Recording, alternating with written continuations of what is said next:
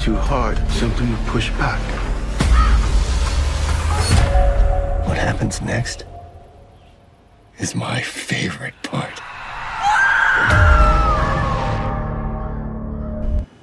Yo, what is up? We are back. We are here. Talk about episode 10 of From. If a tree falls in the forest, got the usual suspects in the house. Brian the Grizzly, tell the people where they can find you, sir. Yeah, on 1/3 of Spoiler Kings, we go live Mondays and Thursdays, sometimes Saturday nights, but you know what? I don't know what to do. I feel like I have a hole in my life. Like, you know, at the end of the show, I didn't even want to give it up. I was still like, man, so what I'm going to do now? It's like the end of the Truman Show. Like, I'm going to do now. I don't know what to do.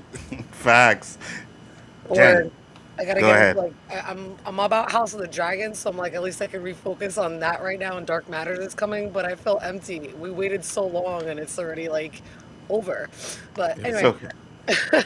It's I okay. know. We got Silo. We got Silo, X-Men yeah. 97 coming Yeah. up, so we could definitely got something coming up. Go ahead, Jen. Tell the people where they can find you. Y'all can find me on Nerdy AF. You can find me on Real Cinema Therapy, Sci-Fi Vision, and of course right here on Big Afford Entertainment. Yes. Daryl, what's up? Thank you. He said an amazing finale. I was waiting for you, Daryl. You know, I was waiting for you. All right. I don't have it. I didn't clip it. But last week, what did you say we can count on coming in on this episode? Right? Did you not say Eloise is gonna be here? You can count on it. There's a lot of things we all said that was going to happen that none of that shit happened. Well, I mean, I was right about a few things, but that's nor here nor there. You know what I mean? No. You give the man flowers. If I shit on you, usually, then I gotta give you flowers when you're right. So, you know, you were right about some things, so that does work. Yes. You were wrong about how it happened, but you were right about that it did happen. And I'll say this: I got my talismans sent. Brian's gonna get them soon, so we're gonna have our talismans to mess with. So there we go. Appreciate Next that. week, if we could do a talk about episode 1, Yes. we'll have all three. We'll have our talismans. Yes, ready. absolutely. Next week we will have our talisman 100%.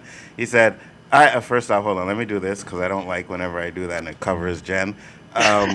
And I'll say it properly this time because last night you guys kind of went off the deep end with one of my comments, so I'll make sure I'm prim and proper today, okay?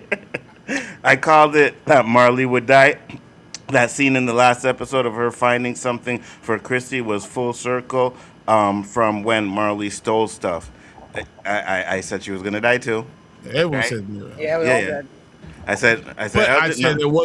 it was not going to be Fatima. That's why I No. said. Yeah. Okay, so I was wrong about the details. I thought it was gonna be Fatima, right? I was wrong about that one. But he said the creator said Eloise is dead and I read it. Yes, absolutely. But I'll take that with a grain of salt. Wait, nah. No, because We no. don't believe that one. We I don't believe didn't it. say that because yes, she could be dead, right? Mm-hmm. But once again, we still know there's only 7 sets of bones, and on a talisman, there's 8 ones that you need to complete the ritual. So it could be that we need Her to bones find that they her need to bones. find. I could see that 100%. We said I knew Fatima wasn't dying, but the question is, did she though? She is Did dead. she not though? Yeah, She's a because monster, and everything was going down. So she's still a character that's participating and active in the show. She's the But undead. she's technically still human, like a live human. yes, absolutely. But she's dead. And I'm gonna say this because I was telling Brian backstage, and I said this I'll say this because you're here, Jen. I think we're from too much at this point, right? So I'm at the point where I'm not doing that anymore. What you show me, I'm gonna still make my theories, but I'm gonna probably go with what you're showing me now. You know what I mean? Right, Because right. I'm I from think the hell out of it. I'm from it the hell out of it. I don't care. I'm from it. This is what I'm going to do. I'm with Brian. I think we are forming it too much, but I can't stop being that way. I will probably still always be like that. And after From is over, which we know we only have 1 season left, I'll still be like that probably with every show I watch, regardless. Yeah, 100%. 100%. It seems like every show now, if you even give us like a little mystery, we from in it. You know what I mean? Oh yeah. Said Fatima will turn back to human next season. I agree. She can. I think that she's gonna be. I think she's a daywalker like the man in yellow. I think because she didn't go through the ritual like the monsters did. She's still turning into a monster, but she's not on their side. What if I said that she's becoming the mother of all the monsters? She's what do you Yes. call her? You call it Lilith or Yes. Zora or Yeah. any of that stuff. Like she's the mother, and that's why she won't ever fight the monsters. But she's out there. She would tell them they can't do it. She controls what they can and cannot attack. Yeah, that's one thing I will say I was really kind of I had points like when I rewatched it again. I woke up today at 11:30 and I wound up watching it at some point this afternoon.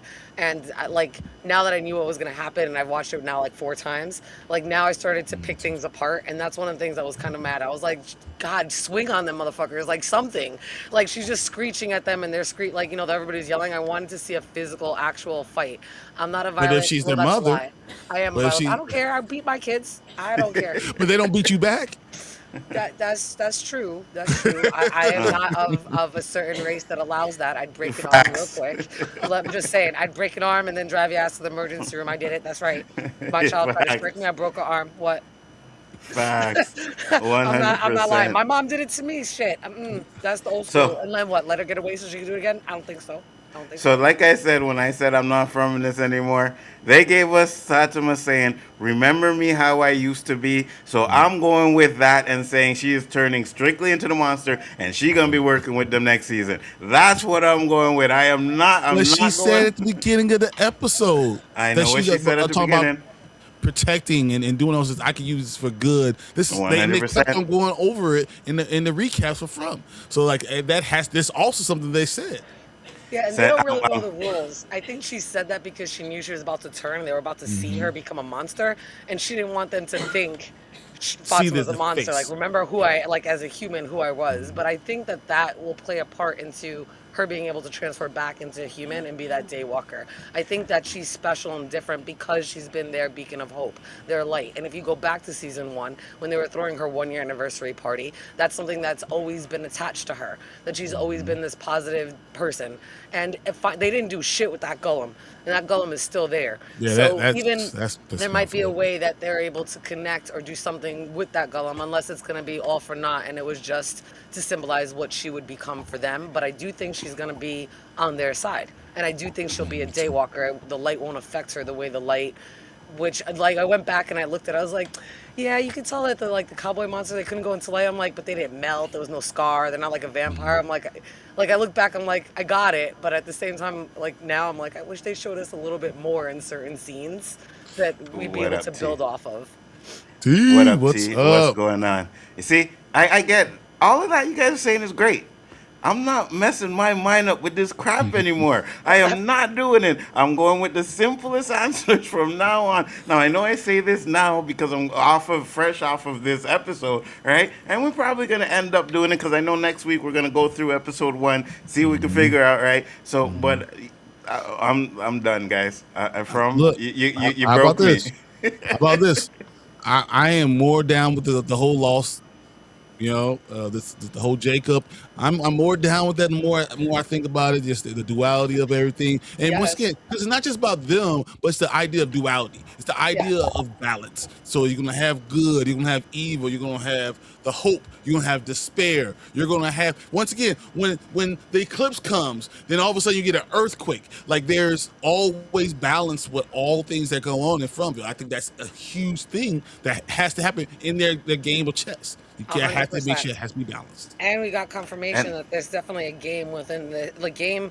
Like I said, I have always thought that this game is still like a Dungeons and Dragons, where you need to still tell a story, right? So you have a game within a story, and that's kind of where like we are. So it's still a narrative framework, but now that we know that there's a game, and obviously there's 2 opposing sides, just like in Lost with Smokey and Jacob, who are brothers. I don't think the man in yellow and the boy in white are brothers, but I do think that they obviously have a connection. And I think that we don't know this yet, but there had to be something to set up this game, because clearly it doesn't look like they really, or at least the boy in white doesn't really want to play this game. He kind of probably made a deal to play this game in order to get what he wants, because he's not as powerful as the man in yellow, who I think might be like his father.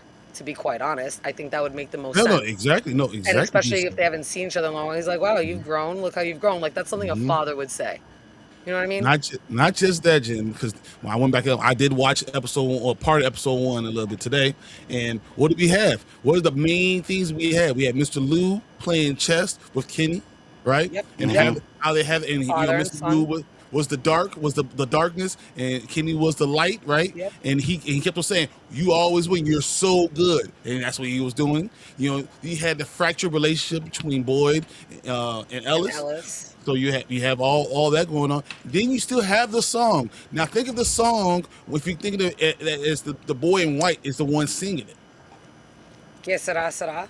No, but just yeah, exactly. Case right. But like when I was just a little boy, Yes. asked my father, what would I be? So Yep. like if you think it from that point of view, I'm just saying this father son thing is going to be something with it. I feel like Yeah. that's what it really is. And if So it winds Daryl up said, being, oh, sorry. "Go ahead, no, go ahead, no, go ahead. You first. And You if we first." get to the end, right, and like just take Fatima out of the equation, right? If Ellis is gonna choose to stay, and you have Boyd, right? There's another father and a son dilemma where there's gonna be a conflict, they're not gonna agree, and there's got to be something that's got to be done in order to kind of show that balance and that duality. So the theory that you have going towards the end for season 5, I think still stands. They have not disproven it, and I think it even plays more into that tying in with the father and the son. Even with Henry and Yes. Victor. And that's another scene that after watching it over and over again, it gets me mad. I think that something Oh, should have fucking played out hell. differently. When we get there, we'll talk about it. Fatima's part of the Monster Clan now. I agree with that 100%. I believe she is part of the Monster Clan. That's what I'm going. I'm sorry. But so not only just because of this show, right? I went back and I started like really reading like all, because I have the whole Reddit forum. So I read all of them. And it just seems to me like some of the things they doing on here is trolling us. You know what I mean? Yes. The LOE Yes. shit, they even put that in the freaking license plate because they know that this is what we're going to do. So I'm like, you know what? I'm going to try and keep it very simple when it comes to this show right now. I'm going to keep it very, very simple. He said, rest in peace, Mariel and Elgin. Absolutely. I think Well, it will I play. mean, Yeah, go ahead. Elgin's dead, but I don't know. He's the only one that's not buried. Well, yeah, So we don't Yeah, know yeah. what Clara did yep. with his body. All Sophia said was get rid of the body, and not for nothing. How the fuck she gonna get rid of the body? She I don't look know. like she that she worked out and was that strong to be dragging Elgin, who Facts. looked like he's the same size as her, and she's not a she's not like light as a feather. I'm just saying. Facts. Like I'm like And Sophia, you have powers, just like make him go somewhere if you have all these powers, right? but that's important because what she did, she put something stupid. So now, once again, the man in yellow comes and turns into him and he blames everything on Sophia, saying she was the one. Shows everyone the picture. This is who did it. I found her, right? And he looks at what you call it, and says, "Yeah, you believe me, right, Clara?" And she's, "Oh yeah, this all happened," and she blames him. And then later, all the stuff is happening, they're going crazy, and they find Elgin's body. And then So fighting that tells everything you need to know about what's going on. Thank you for saying that because again, right? And I even watched a video, was some video like some talk about breakdown. He was like, "Yeah, this is a lot like Lost." That's exactly what happened in Lost, right? Yes. He turned into John Locke's body, Locke, yep. and they ended up finding. Well, they had John Locke's body, but they ended up showing it. It could be the same thing where she doesn't hide the body properly, and he's walking around like Elgin now, and then it's like, oh, wait a minute, we find Elgin's body, and that's how we figure it out that he's the man in yellow. You know what I mean? So yeah. He said, what happened to Elgin? That was a weak ass death. Dude, did you see the actor watching it? How embarrassed he was. He was like, "Man, this is some bullshit." Yes, I did. And not for nothing, in the teaser, right? Like we were all wondering, and it looked like she was doing Yeah, something very sus. completely different. It looked way Yes. different. I mean, Yeah. I don't think I have a gutter mind, but my mind went exactly right there. I was like, what the fuck she doing? It looked like, right? But to see like that was Elgin, and then like her, it's still an orgasmic like reaction to him dying. I was just like, it still felt weird and wrong Yes. watching it, knowing what it was. I was like, 100%. that's how he died, really? And he's shaking like that? It just was weird. It was. Hey, Catalyst, how you doing? She said they're definitely setting us up for an origin episode in season 5, like the Across the Sea episode in Lost. Hey, everybody, yeah, absolutely, 100%. And they also confirmed that in season 5 we're gonna see different parts of Fromville, right? They Mhm. confirmed that in the In the Q&A where it's like, interview, oh yeah. yeah, where we're gonna AMA. see different, yeah, absolutely. So, Brian, I was saying the same thing about the body and stuff. No, you weren't. You weren't even watching the show, Terrence. What are you doing here? Let So Terrence be on my side. It's okay. Hey, you can jump on the train, man. Don't worry about it. You're good. this episode starts off pretty much where it left off, where they're at the tree and they're trying to take down the tree. We get inside the tunnel and we see that Tabitha and Jade are still digging up the bones, which is taking very long for them to do, Oh my right? God. That took forever. I was screaming last night. I was like, less talking, and they're still doing one bone at a time. I'm like, for a sense of urgency, they did not display that at all. Yes, They displayed more like absolutely. fear and worry, and they took forever to get those bags and the bones. I'm like, bro, there's no urgency. Like you acting like why? I was so frustrated because it was such a like anxiety moment, and I'm like freaking out because I'm like, anybody can do that quicker. Why are you taking so long? I was so frustrated. Yes, and I love the episode. Don't get me wrong, that Yeah, episode's yeah, fire. You know what I 100%. mean? It's great, but boy, because they said everything will be answered. They did say that. Yeah. Yeah, and I she was don't not technically, answered. I don't technically think we got all the answers. You know what Not I even No, mean? close. not this year, but he says by the end of season 5, you will have all the answers. There's not going to It, be it anything left no. unturned. Oh no, yeah, 100% is at the end of season 5. But they told us at the end of season 4 we would get all the answers. They said by the end of season 4 you will have all the answers because we talked about that and we said yeah they're going to give us all the answers, but they're going to add more questions. And I Now, don't think they gave technically, us. they said I they don't. had all the answers episode 1, so I Yeah. don't know. That too, right? And then when you go back to episode 1, it's like okay. What are we missing? Wait, what are Three, you four talking times about? watching this episode. What the hell are we missing? Like, So I hope they do it in a way that when they do give us the answers, we're gonna be like, motherfucker, why didn't I think about that? You know what I mean? We're all focused on the Carmichael, and it's just other things that are going on in town. And we're like, Yeah, yeah. Before this episode, my main problem with the season was there not being enough Jade and Tabitha interaction, but this episode made up for it. I love their scenes in this episode. Yeah, 100%. They were great, but again, we get to the point, and we'll get to that, where, like Jen said, there's no urgency in what they're you're about to doing. die. And they're Like, sitting there having a conversation. Tabitha really looks at the skull and is like, "Oh my gosh, it's her!" Like, okay, now dig. You know, Right? Hurry up. what are we talking about What are here? you talking? What are Hurry you taking up. so long for? I was so frustrated. They never said everything is gonna be. Oh yes, they did. Oh yes, they Mhm. did. I'll find it for you. I'll find it for you. For next week, I'll have it for you. But yes, they did. They said we were gonna know the answers by the end of season 4. Absolutely. So we get Jade and Tabitha, and they're having a conversation. And then this is Jade telling her, you need to get the kids out of there. Pretty much looking like he was going to sacrifice himself. And it's funny because I thought that was going to be after they pulled down the tree and everything was getting like hectic, but no, it actually happened before they pulled down the tree. So what are you guys' thoughts on that scene? I don't Go ahead. know. Sorry, I had a brain fart for a minute because I was just trying to put something into Discord to promote the live stream. I'm sorry. Repeat the question. I missed that. I'm so oh, sorry. yeah, go ahead. No, no problem. I was just saying.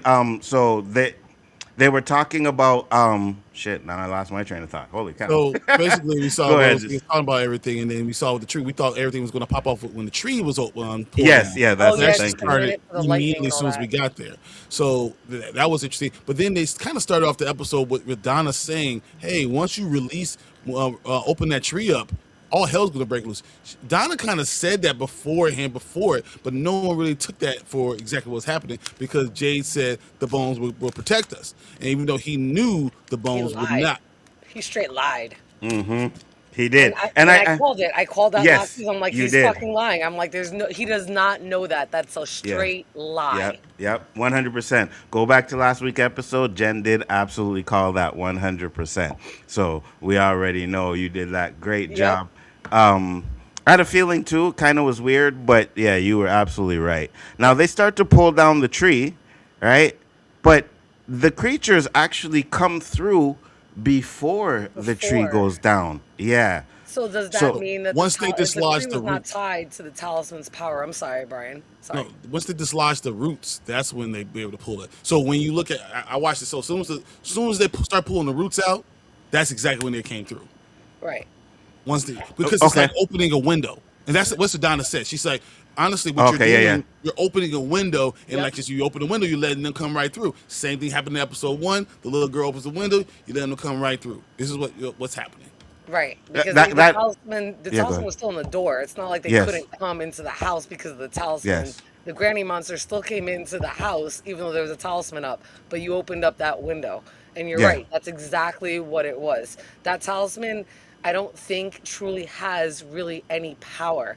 I think it's only a symbol, like it's an object that holds a rule more than power. Like the rule is if the talisman is up and everything is completely sealed, you can't go in there.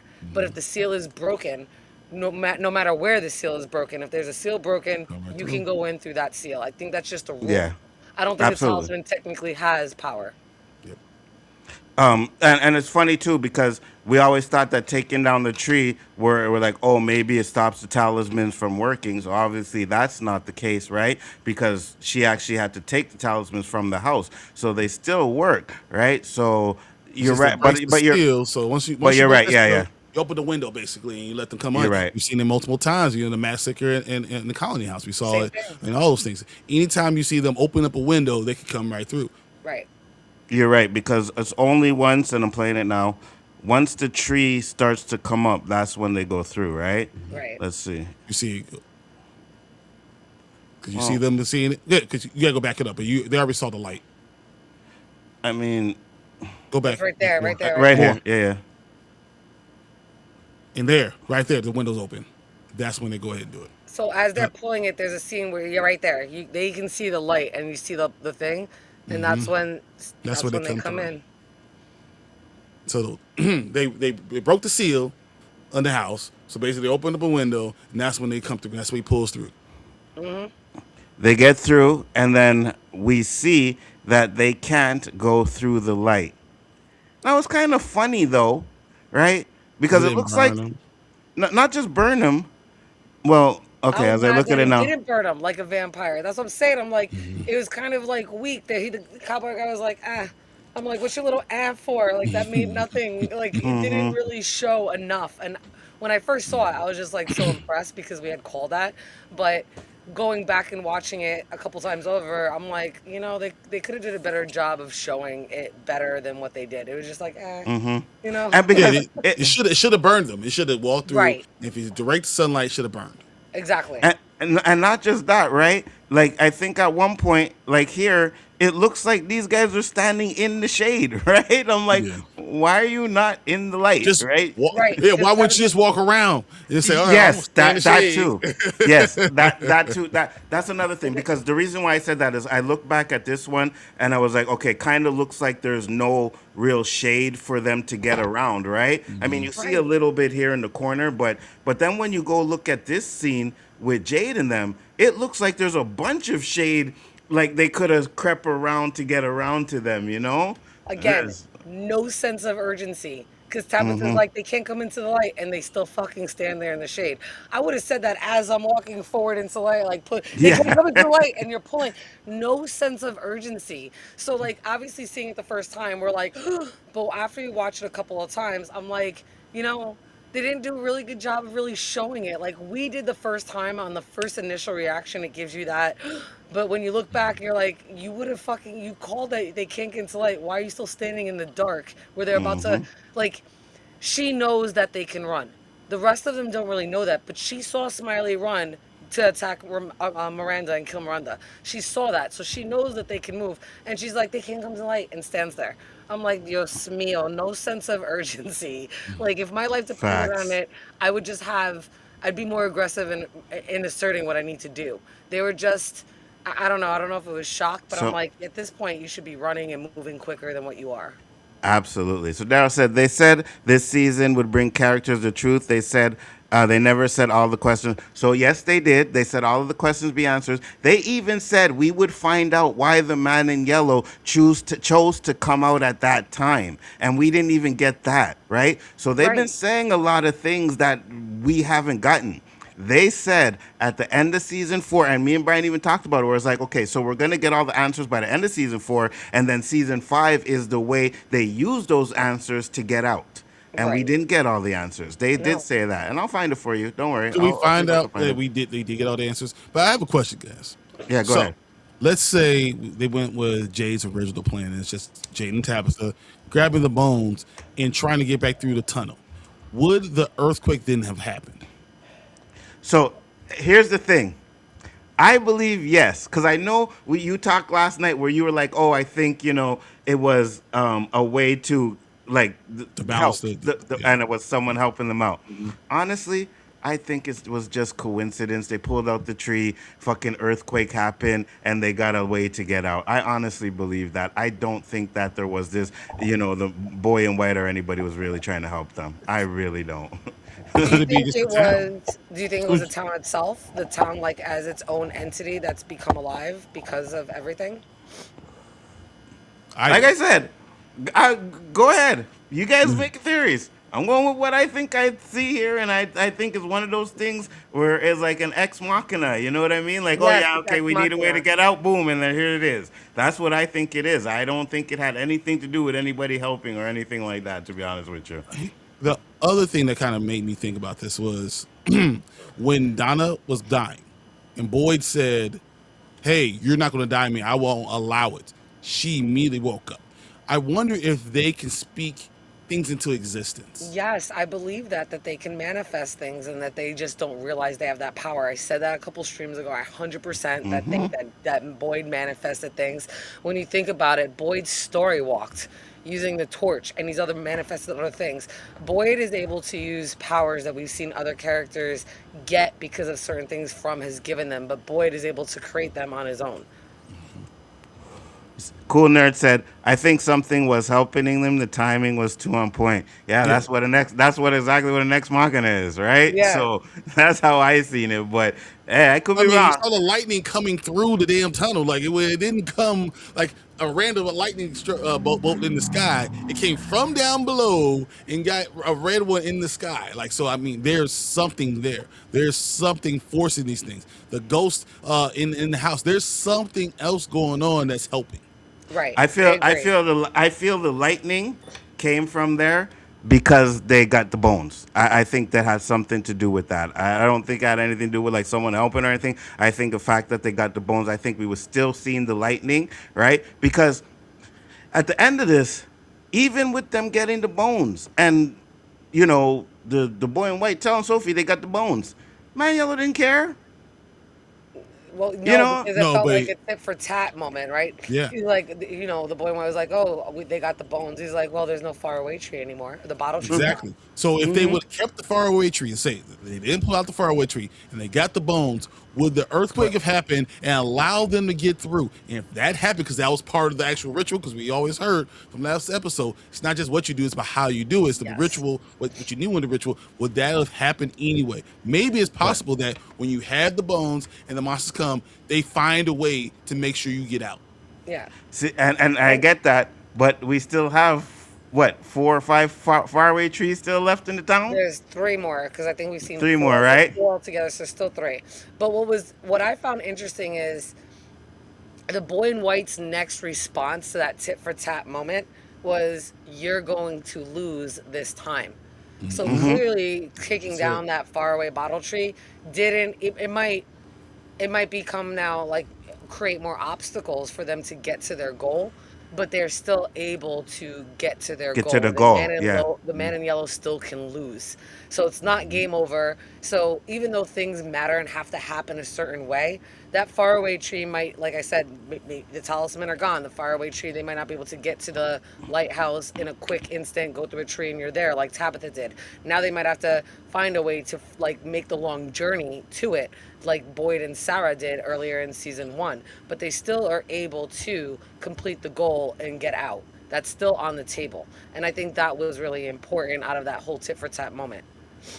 Absolutely. So we know why the man in yellow came at that time because it was the time in the cycle for the man in yellow to go into the town. Yeah, but the man in yellow came specifically when the music was played, right?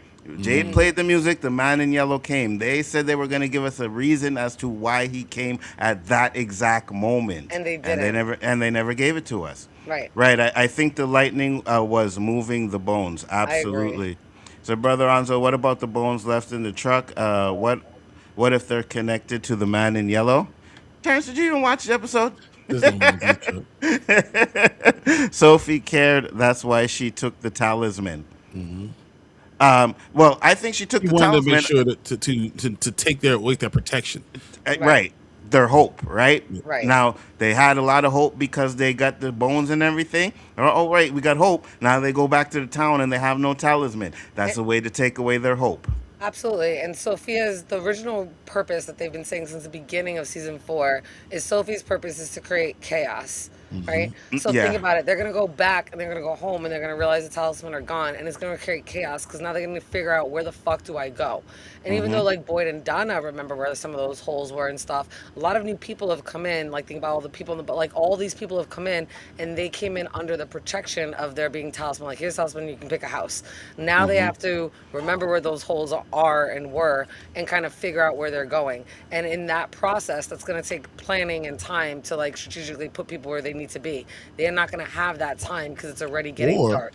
So that's or ready to cause chaos. They have one house. Yeah. They all go to Colony House. Yeah, And then 100%. they have someone who can protect them named Fatima. Well, how many there's 12 talisman, we know that for a fact. Since the beginning, since way back in season 1 or 2 when they first started doing interviews, they already told us there are 12 talisman. That was from the showrunners from way back. We've known that information for a while. So how many talisman did Clara and Sophia really collect? When don't they're know. coming down, I don't. slow mode it down to see if you can see how many like she shakes out. And I count 8. And when you think about it, you still have the one on that basement door that's shut in Colony House. There's the one that dropped in the tunnel that they had, right? Boyd always keeps an extra one on him. And now there's got to be one more that they didn't get. So I'm thinking that there's 4 talismans What about left. the one in the hospital? Because They- it was dropped. They were trying to oh, grab it. that's the one it is. Yes, that one. Yeah. Because I don't think they went there to go get it. So there's 4 talisman left. So that means they can at least divide up into 4 different places And- with a talisman.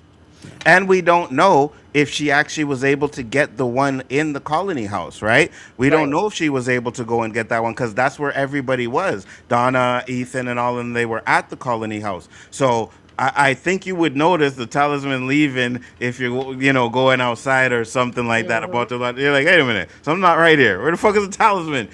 So Right. I But do I think that that. they all go to the Colony House when they start to understand what's going Right. on. They all stay there because also they need to get into that door because that's Exactly. something they didn't show that door for nothing. They No, told I- us Yeah. that this one matters, and I And think Tabitha- they needed it. Yeah, and Tabitha and Jade are still down there in the tunnels, and I've been saying that they're going to wind up getting to that door. That's where that earthquake opened up the passages because it knows that they can get to that door, and I think it's locked from that side of the tunnel. You That's don't, why you don't think they couldn't just get it got one open from the outside corner. because LJ and Boyd and all of them just took him out the way they came in back through that little opening in the tunnel. They just didn't go got out. back. They didn't go back that same way, right? Because they would have had to go back through the monsters. They went through another Yeah. way that the earthquake opened up. So I think the earthquake's going to open it up where they're able to get to where those little. Well, that's true though, right? Because Boyd's on the other side. So yeah, maybe you might Because be right. they broke through the bones, right? And then though they just ran around them. So I think that they still could get out the way they came in. So they're That's gonna true. get out and get back at the Colony House, and that's gonna be a big thing. And then they're gonna have to explain all the stuff that just went down with Yeah. Fatima. It's a lot. So when they said the season will bring the characters truth, they were talking about knowing that. No, they said we would get answers, bro. I'm telling you. They said we would get all the answers. That's what I'm telling you. We have 3 people on the panel telling you that. I'll find it if I can, and I'll bring it up by next week. But I'll The problem definitely is have we that. might have gotten the answer, we just don't know it. Hey, That Susan. too. That too. Susie, what's up? She said, do y'all think the talismans all went to the same place through the tree or scattered around? And Well, I that's think a great question. That's what I was thinking too. that's where Julie's story walking is going to come in because I believe she's going to find them and put them in that place for Boyd to find them. You know what And I mean? Ethan. Mm-hmm. Yeah, yeah. It's one of those things that she needs to do. I You was know? also That's wondering interesting. if things have been repeated through the cycles. Has Sophia have other cycles like the cycle that created the talisman? Right? Did this happen where Sophia wound up taking all the talisman, or the man in yellow took all the talisman and put them in to the faraway tree? And if they wound up in the same place, like that little rock held shelter that Boyd found them in, is that where they wound up in? From like whatever cycle that the man in yellow did this before in. So could they wind up in the same spot, like all kind of, in that same kind of area? Mm-hmm. Maybe not obviously where Boyd found them, or are they going to wind up being like randomly scattered throughout the town, hidden, like an Easter So egg hunt? this is something that I talked to Anzo about earlier. I said, I think there's going to be certain things that are have to be completely looped. Like you can't change the story, right? Hmm. But so imagine this. So let's say Julie went back to give the kids hope that were stuck in the tunnel, but she couldn't save them because if she saved them, she would have never been born. And if she's Right. never born, she would have never been there. So like it has to complete a loop. Once again, boy was stuck in the well. She had to throw out the ladder because if she didn't, he never would have got out because he never would have got there. Like all these things are things that have to happen. It's possible that Boyd never finds talisman unless you actually, Julie actually gets them and puts them in one place. She has to complete the loops of all these things because she's Mm-hmm. always done it. So she Always. did. She's not controlling or changing the story. She's just doing the things that she has to do to keep it going to get to that end where they are now. And One hundred percent. that would be really cool, because if she did go use story walking to actually find them, then that would give her practice, and maybe that would explain how she's able to story walk to that specific time where Jim is, if she's practicing just finding the talisman. I'm just saying that would Absolutely. make sense. Like, right? Practice makes Mm-hmm. perfect, and she's able to find Jim. So we don't really, and that's another part. Like, I didn't really think about it while I first watched it because I was like so excited. And I love the episode, but they really kind of left. And I did call it. I'm like, we're not going to see Joy story walk again this season. I said that. Mm-hmm. I said that last live stream, and I said I think the live stream before. I'm like, I really want to see her story walk, but I don't think we're gonna get that. So Absolutely. we're obviously gonna get another. In season 5, there's got to be a scene, or sorry, an episode or two where it's kind of heavily showing the storyline of Julie practicing and figuring out and mastering better her story walking ability. All right, and it kind of died flat with her and Ethan having that like heart to heart moment where he was flipping out that everybody was gonna die. That's got to be the Mm-hmm. catalyst then, because Julie's gonna want to save her brother, and then when she And Absolutely. we're finally going to work tells her they're together. We're gone, never going to be without each other. Me and you are right, Mm-hmm. working together forever. She was right. looking for a partner, and she had found it in her brother for now. And I didn't think that he would wind up being her anchor. That was the last person that came through my mind. But he was her first anchor, because when she first had the seizure, it was Ethan she asked to go to the ruins. And that was the Mm-hmm. first time she ever had that, which is when she, Mm-hmm. what was that scene? When she kind of story walked, when she didn't realize that wasn't the rope throwing scene, but whatever, she did that. And I didn't even put that together. But I think that would be really cool if Ethan winds up being the storyteller, because he kind of knows what happens in the story. Her story walking. If he's a storyteller, he might be able to tell her, like, all right, if you do this and go here, you have this much time, and I'll be able to pull you out. They might wind up creating a better system for her. And he's Absolutely. always going to believe her. Part of the problem that Right. When Julie was really gun ho, was that she got told that this is not right. It's not happening. You're literally you shouldn't believe what was going on, and Right. she lost her belief in it.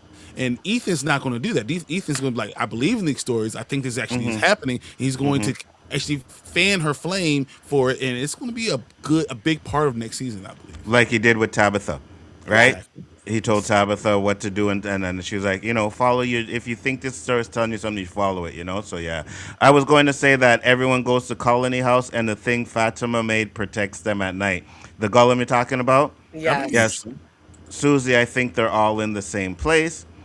Even if they just had one, everyone could just stay at Colony House. I think that's exactly what they're going to do, right? I Right. think everyone's going to have to be at Colony House, but it's also going to show a sense of urgency, right? Because now we only have one. Maybe the rain starts coming and non-stopping where we get the flood, right? Because we've seen that in the picture as well. So there's an urgency for them to have to go and figure out what to do with these bones.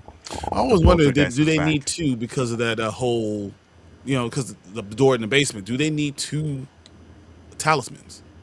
I don't think so right? As long as everything is closed, you only need one, right? Once one is open, so maybe if that colony door gets open, that Then could you let need- them in, right? Let them in. But as long as that door stays closed, I think they're safe. Said the Also, poltergeist is back. Yeah, go ahead, Jen. even if they show that Clara was able to get the talisman out of Colony House, she might not know about the one that's downstairs. In stairs, So, yeah. right. So that actually might be their saving grace, to be quite honest. Absolutely, 100%. They did give us a big answer at the end. They are in a dark fairy tale being told over and over again. Yeah, 100%. 100%. Being repeated over and over again, right? And we do know now that the man in white, the man in yellow, and the boy in white are pretty much opposite of the spectrum. One's the good, one's the bad, just like Jacob and the man in black, right? The black Yeah. smoke. One's So, hope and one's despair. Yep. They're just different Duality. duality. That's it. so many people complaining about the end, but my lost girl self was jumping up and down, laughing, ha ha ha. Yeah, 100%. Exactly. You know what this episode even did, right? This episode even made me kind of feel sorry for Elgin the way he died, man. Yep. You know what I mean? Yeah. I was I like, think ah, Brian even offered him a rib. I mean, hey, you get a rib, bro. That's okay. You know what? It's all right. I'm gonna give him. You can't come all the way in. I'm gonna let you stay at the door, and I'm gonna get you a good to-go plate, and I'll get you a cup of Kool-Aid, and you get a rib. It's for you. Susie said, I don't think so because they don't have to put them on the back door. But here's the thing, though, and which I agree with you on that one, on the back door and everything. They're fine once you But have they one on. do. But no. But if you open up that door leads into like a whole cavern of whatever, right? So Right. once you open up that door, it's like opening up the back door. You know what I mean? Yes. To everything. Yeah. But we don't know what the reward the two entities are doing this for. Exactly. Yeah, a lot Exactly. of people And theorize Fighting that for the that he whole. wants- For the whole. I'm sorry. Go ahead. No, I was gonna say a lot of people theorize it's because the man in yellow wants to get out. Some people theorize it's because the souls, it's a demon collecting souls. But we don't know what the goal is or the purpose or what the winning is. Whoever wins. But I do think that there is a limit. Brian, you talked about Crossroads demons before, and I did some research, and of course I remember them from Supernatural. I was huge into that show. With a lot of the Crossroad demons, they give them like a set limit or a time. So if they only have, maybe they're, like I said, I think they're, in order to Centuries. set the game up, Or I 10 think the boy in 10 yellow and the man in cycles. white have their own bargain. So maybe he's like, you have 10 cycles to get this shit done. 100%. And that's why I said, and I remember a couple weeks ago, I said, the man in yellow, I don't think it's just a game he wants to keep playing over and over again. I think he actually wants to get out. He wants to get free from Frontville, and then he's be able to use his dark all over the world and stuff like that. So I do think that that's his end goal. I think he wants to get out. I think the boy in white wants to keep him there, right? Doesn't want to get out. I also said that I don't think they can kill each other. Right. But there may be a way that, and this is where I think Elgin comes in, there may be a way where you can try and convince somebody, like let's say Henry, to kill the boy in white. And maybe there's a weapon in the town that we haven't seen yet, or maybe we have seen it yet, that is actually able to do that. And that's what I think. That's another thing that I think will have to happen for the man in yellow to be able to get out as well. You know what I mean? So Yeah. that said, yeah, and he finally doing it right, refusing to bargain, and that's what he gets for it. Sad. Yeah. That's true. Almost like the front That door. was his redemption right there, right? But it was That his redemption definitely- arc, That was his exactly. redemption. The fact that he actually was not selfish and actually said no. He didn't do what Clara chose. Clara's a selfish bitch. We won't go there. Like at least Sarah wanted to save everybody. That's why she did what she did. But Elgin actually that was his redemption moment. It was very short lived because he died right after. But at least he finally did the right thing. Like he learned from the kimono lady and the Polaroids and everything, like there was something evil and bad, and didn't matter if they were going to promise to go home. He knew it wasn't true, and he denied her, and I think that was huge. When Elgin stood up to try and sneak out, and Clara got in the way, Why Elgin should have did a football stance Right. and ran right through that bitch Thank and you. the window. You know Thank what you. I mean? Thank you. Plowed her ass through the window. That's Yeah. what he should have did. Like, all right, I don't know what the fuck you standing up for, but That would have been me. I would have thrown you through the window. Like, all right, well, I'm not gonna hit you, but I'm gonna throw you through the door. Here, Act I like said that the yeah. man in yellow. If the man in yellow does turn into Elgin, this is done. Whatever. But could it be that because he did this and he died and he was praying the entire time he was dying? Could he also be another thing that could be resurrected? The man in yellow? No, Elgin. Oh, Elgin. Do you think that Sophia took his tooth? We didn't see that, but do you think she took his tooth the way we didn't see him take Jim's tooth, but we know he took Jim's tooth because he said it.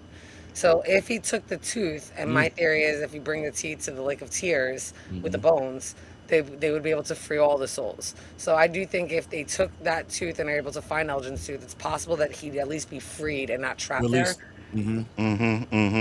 Said, yeah, I think they're definitely stuck there, and so they're bored in the entity. And what do folks do to pass time? They play games. Absolutely, 100%. I was so happy Henry didn't die. That would have been a disappointing ending. We're gonna get to Henry because I know. Yeah. No, I was so mad that he's alive. You'll kick rocks. We'll get there. Facts. Remember how the boy in white was so eager to lead and push Tabitha out of Fromville? It was like he was in a rush, as if the man in yellow was taking a nap, so the boy in white took the chance to help Tabitha. Yeah, absolutely. I think the sun coming out after Elgin's prayer means something too. Me too. I never thought about that, but yeah. Yeah, the eclipse ended. I still say it's an eclipse. I know we didn't see it, and I was so mad about that too when I went back. Like I said, after watching it a couple times, I'm like, they didn't really explain it. Like I knew right away. I assumed it was the eclipse, but now that I go back, I'm like, I can't really back that up with any evidence except for that it was in the middle of the day, so you would assume that, but they never said it, and that also now I'm upset about. Yeah. No one looked like they looked up in the sky and it was cloudy, but you didn't look up in And they the didn't sky before. Like you couldn't show anything. So, but whatever. No, I agree with you 100%. They didn't give us any details on if it was a clip or actually why the sky just turned dark like that. But it does turn dark, and that's when the creatures show their face and they're getting ready to attack. But Tabitha and Jade try to climb up the ladder, and she falls. Then we get the opening scene. Yeah, go ahead. And that was another thing. Again, I didn't really realize it, so I watched it back a couple of times over. She fell. She don't get hurt. Not a sprained ankle. Nothing. She fine. 100%. And not to mention that the rope was still hanging by one side. Yeah, so I if you kept could have climbing. You could have just held could've on. kept They climbing. pulled you up, and you would have been out of that boy. Yeah, There's like 7 of them out there with the truck. Tie that into the back of the truck and let's and get then out. let the truck pull them out. And that was another thing. I'm like, would one side snapping really toss her off?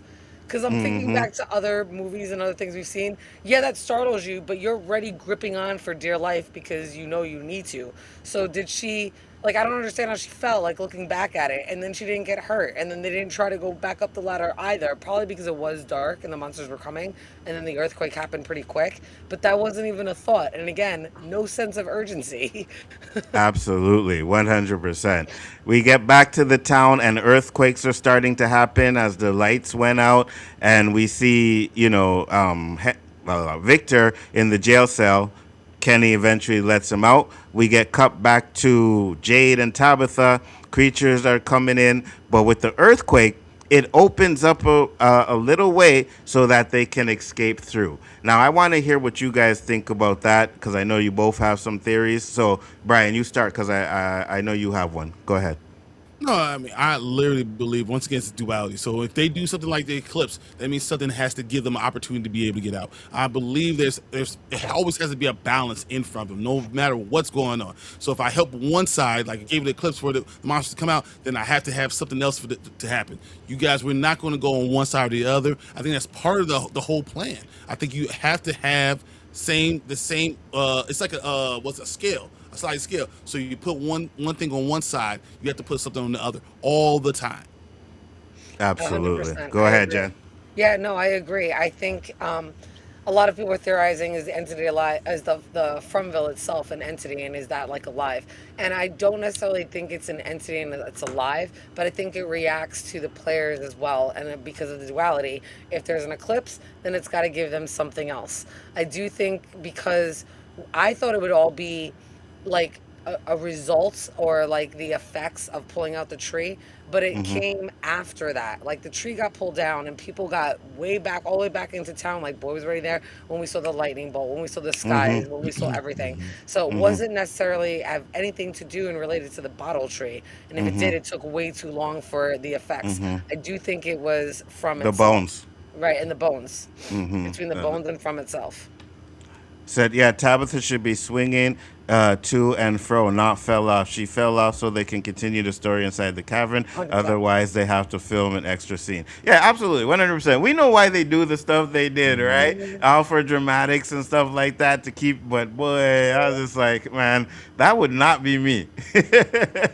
I'd have jumped on. I said, Jade, bend down. I'd have jumped on his back, and I would have grabbed what was hanging on there, and I would have pulled myself up from there, and then I would have climbed up and said, "Pull up, let's go." yeah, facts, 100%. You know, so absolutely. But then we see that creatures now are starting to come out at night. So what do? They jump in the van and they take off, leaving Tabitha and Dade in the tunnel. Go ahead. We should have left Patty Melt. Yep. She should have been. She'd been screaming, been traumatized, and all that other stuff. I've been left her butt right there.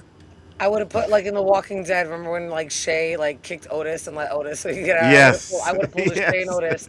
I would have kicked Yes. Patty's mouth and be like, take her. Everybody else get in the van. Let's go. They did it to Randall. I would have fucking left Patty mouth. And then the way she acted, I don't know why. I mean, I know we'll get to it. I would have opened the door. I would have kicked her ass out and been like, tuck and roll, bitch. Like, I don't understand why.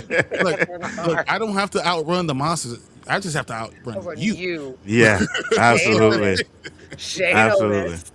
And Dara, what are your thoughts on the tree and the lightning and all of that stuff on there, and the earthquakes? You think the earthquakes were there to help them, or do you think it was just a coincidence? Because From broke me. This episode broke me. I love it. They broke me.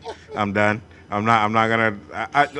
I know I say it, and I still am gonna do the theory and stuff, but I'm trying hard not to break my mind anymore because you guys broke me in this episode, right? And I am 100% with you. Patty Melt would have pissed me off so much, I would have just kicked her out the van. You know what I mean? Yeah. I'd have been like, "This is Sparta," boop, and Right? kicked her right When the she fuck grabbed, out. when she grabbed the gun, Yeah. I'm like, nah. She want to kick. She want to shoot herself. Go ahead, bro. That's what I think it was, a coincidence. Okay, so you're on my page on that one. I got you. So we get to, like we said, Patty Mel freaking out. She even takes the gun to try and kill herself, right? And either that or that's when because the creatures are right there, right? You know they're gonna stop to eat her, and kill her, right? Someone's got to be the sacrificial lamb. So it would have been Patty Melt. 100%. But unfortunately, they do keep Patty Melt alive. We get back to the hospital, and Fatima and Marielle, they're having a conversation, and they see the earthquake and everything shaping up. And then Fatima says, "I see Smiley coming. He's coming here." And Why don't Smiley, they lock doors? Why don't they lock doors? Can someone answer me? He just opened the door wide open. Like, it used to be deadbolts. point. They used to lock the door all the time, and all of a sudden they just stopped point. doing it. I have Good no point. idea. Like, Good point. everyone just walking through doors. Like, what are we doing? Now, I don't know if of course, locking the door would be able to stop him from getting in, but it will at least give you enough time to put the Delay. talisman back up there, right? All she had to do was delay it for a second, because then you went to the other room and you put the talisman up, and he won't just open the door. Why did they lock that door? Like, I don't like, really, you don't try to lock any doors? No stopping anyone? What the hell's going on, guys? And you know, not for nothing, she tried to put the talisman between two light switches and it Yeah. stayed there. And he still came through, like, before she can get her hand off of it. Yeah. So I'm like, did that mean that because it was still, like, in the process of hanging, it didn't count? It definitely shows that there's got to be a rule with there that we don't know that we need to still figure out. Absolutely. Patty may have building the tension for too long, but yeah, she was a danger to everyone in that van. Nobody asked her to duck, though, which will help her block her sight of fear. Listen, I would have threw her out. I couldn't have taken that. That yelling in my ear would have pissed me off, and I just like, get out, you know? In season 2, Mariel had a dream that Smiley attacked her in the clinic. Absolutely. Is Frump going to pull a Lost on us? They definitely not going to pull a Lost. I know they learned their mistake from Lost, and they're not going to make that same mistake. But I do think, again, from episode 1, from season 1, they have been a lot of beats from Lost in this show. Like if you watch Lost again, you're gonna see a lot of beats in there, and that's why some of the things where I come up with, like when I came up with the time travel, I was like, yeah, I just have a feeling there's gonna be time travel because of Lost, and then there was, right? And then I had a feeling that the man in yellow and the boy in white, I think we all kind of had the feeling that they were on opposite ends and stuff like that. So yeah, there's a lot of beats in Lost. Will it actually end up like Lost? No, it won't. They learned a mistake from that, but I think they're taking a lot of beats from Lost. This is interesting. Cool nerd said right here. I think. Do you think because Fatima was a monster and she already in the clinic, the talismans wouldn't work? That's. I never thought about that. That's I great. didn't think about that either, and that's wonderful. That's a good point. Because But think about like when Tai but Chen died, right? They were already in the barn, so when Boyd hung the talisman, it didn't matter. right, because they were so. But here's what I'll say, because when they had the Colony House massacre, even though they came in through the window, you still see a scene where they open up the door for the rest of the creatures to get in, right? So if they're in there, it's fine. Like if you're in there, it's a locked place, they're in there, whatever. You still have to open the door, take the talisman down to let the other monsters in. So I don't think it I matters. just think the that they fact had they're in locked the there. door. They had locked the door. They didn't want to knock down the door, so that's why they opened the door. So if you lock the door, maybe it take you a second to get through. Maybe you didn't die. John Griffin created From. He didn't work on Lost. Yeah, but the other two did. The showrunners did. Yeah, the other two did. Right. They worked on Lost. They were writers on Lost and everything. So yeah, 100%. And she said the talisman still worked. Yeah, I think the talisman still worked. A creature being in there, once the creature's in there, that's fine. But the creature would be locked in there, like and the creatures outside still couldn't get in until you take the talisman down. At least that's what I believe. So Smiley, because when the massacre at the Colony House, right, and they all were coming through the window. no, they can't. Some of them came through the door because the creature goes downstairs and opens up the door for the rest of them to come Couldn't in. it just been locked? What do you mean? If the door was locked, they just unlocked the door so they could come in. Well, after watching this episode, I don't think they lock any fucking doors. No. You know They what I did mean? episode one. They did episode one. I was rewatching that the first 15 minutes. They were locking doors all the time. Then Well, they I might have was stopped knocking the doing door it. and nailing them shut too. Like, no, you can't open up windows. We ain't doing none of that here. So John Giffen created all the mysteries and answers to From. Yeah, but the beats are the same because the writers that worked on Lost worked on From. So yes, he came up with his own mystery. He came up with his own answers. That is 100% correct. But the beats are exactly the same because they have the same writers. That's Yes. why. 100%. So yeah, you are right, but yes, they has the same beats because the writers from Lost. So you would think that they'd be like, hey, this is what we did in Lost, or we did something like this, and blah blah blah blah, right? Because when you I'll use it to like James Gunn. When you see him in all of his movies, they're all different, but you can still see the James Gunn style in all of his movies, right? Zack Snyder, you can see all of the same styles in his movies. So it's the same thing with these writers. Yes, the mysteries and everything for the same, but when you really check on this show, it's exactly like Lost, right? They're stuck on a town. They're stuck on an island. You know what I mean? There's a man in white. There's a man in black, or the black smoke, and then there's Jacob. And in this one, there's a man in yellow and there's white. So there's a lot of the same beats from Lost. The mysteries and everything are different, yes, but the beats are exactly the same. So Smiley comes in, right? And they actually did the smart thing. I'll play this part here because I want to see what Jen was talking about, right? To show you guys what she's talking about, because they did try to put the talisman up in this part.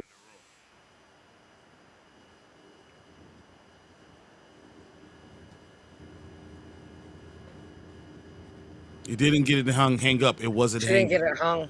Yeah, she didn't get it hung up in time. Yeah. So he was able to walk in, and then we get our first death of Now this what happens episode. what happens if you lock the door? You can't just walk through the door. Right. Yeah, 100%. You lock the door. You buy yourself some time for you to put up the talismans. I agree. But we get our first death, and it's Marielle, and she gets cut up in her stomach. Fatima screams. Smiley. That scream was interesting. That's what you should play. Because that scream, the way she was screaming, that was your first hint something's different. And 100%.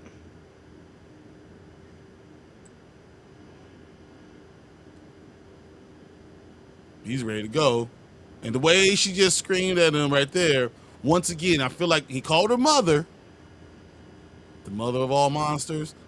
Smiley was the leader of everybody. He was the most important, and she's the mother.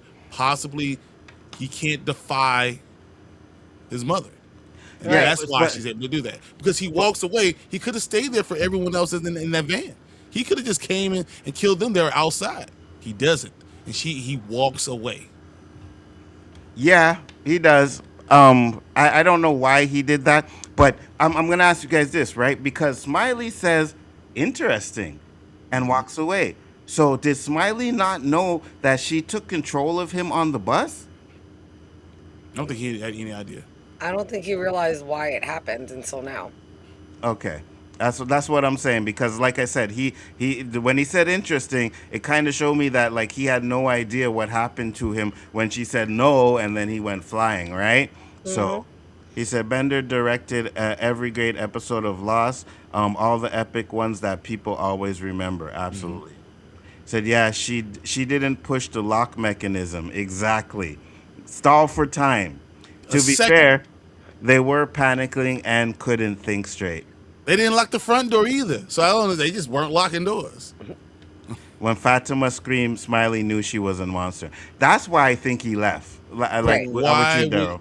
Then why would she leave just because he knows that she's turned into a monster?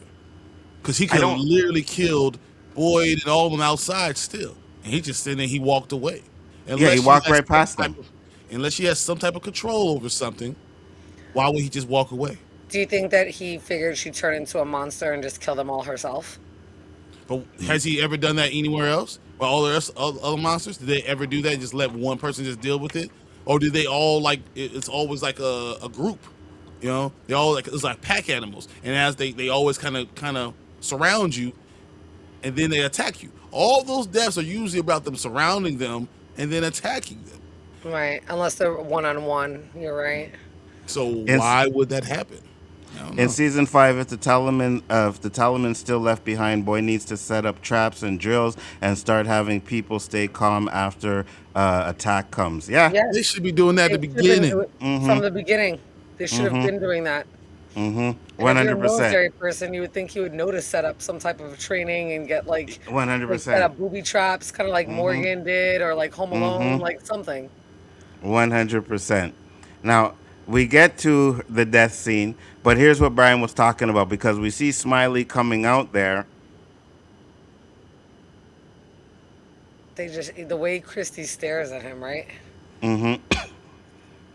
He doesn't even go after them. He just keeps on walking.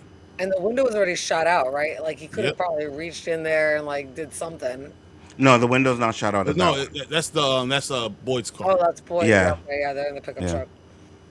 Smiley got his kill and knows that Fatima is a monster. He's good. That's what I'm saying. Like, I really don't think she controlled him. I don't think that. I don't think she controlled him. I think Smiley killed. Like, Yeah. if Fatima was human, he would have killed both of them and probably just walked away same way. Right. I don't think she was controlling him at that point. I thought they like He called her mother right then. Keep talking. And then when you see them at the end in the tunnels, she's just yelling at. I think they're never going to have a fight. I don't think this is ever going to be a smackdown. I think that she has some type of power over it. Well, think about it. When she She was able to screamed- control him when before, remember? when she's, I think it might have been that she had control, at least to stop him and turn him back into Mm-hmm. like the human form of him.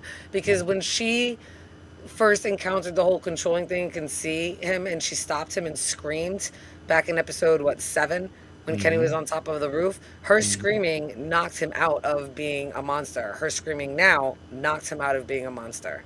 I think the saying, interesting yeah. part was now he made the connection that she had that kind of control. He might not have realized the point of view vision, but when he realized that that's that kind of control, he was like, all right, well, she would only be able to do that if she was part of the hive mind that we have as monsters. And I think that is definitely a theory that they haven't really shown or proved, but there has to be a connection between all the monsters where they kind of know everything together. Like if one knows something, the rest of the monsters know something. So I definitely do think that they share some type of a hive mind connection. But she said specifically, I was able to control him.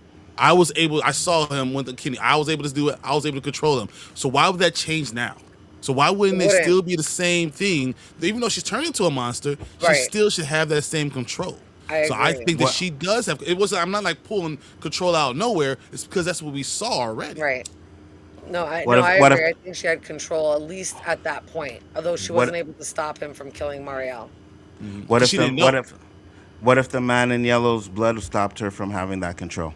That's gonna be a really interesting thing. But I think the Man in Yellow's blood still just made the whole transition go faster. I agree. I think it accelerated the process. So we get to Marielle, sorry, Christy, and then they run in the house, and then we see that Marielle is actually dying, and we have this heartbreaking moment with Christy and Marielle. To be honest with you, wasn't really a death that I had a problem with. You know what I You're mean? like, I'm oh good. no, Yeah, I expected oh it. come back. Right. It wasn't an emotional death, but then we get to the second death, and we have this bitch, and she's talking to Elgin, and she's pretty much telling him that she wants him to take the deal, and I'll help you get out of here. But Elgin doesn't do it. That was surprising. I wasn't sure how. I did call it. I was like, he's definitely gonna make a deal. Like that's got to be Mm-hmm. like right. That's definitely another option. I thought that she would kill Clara, but she didn't. Um, and like I said, I was really proud of him for fucking finally making the right choice, even though it was short lived. I thought this was his redemption moment. Um, and maybe because of his fear, he doesn't realize his size.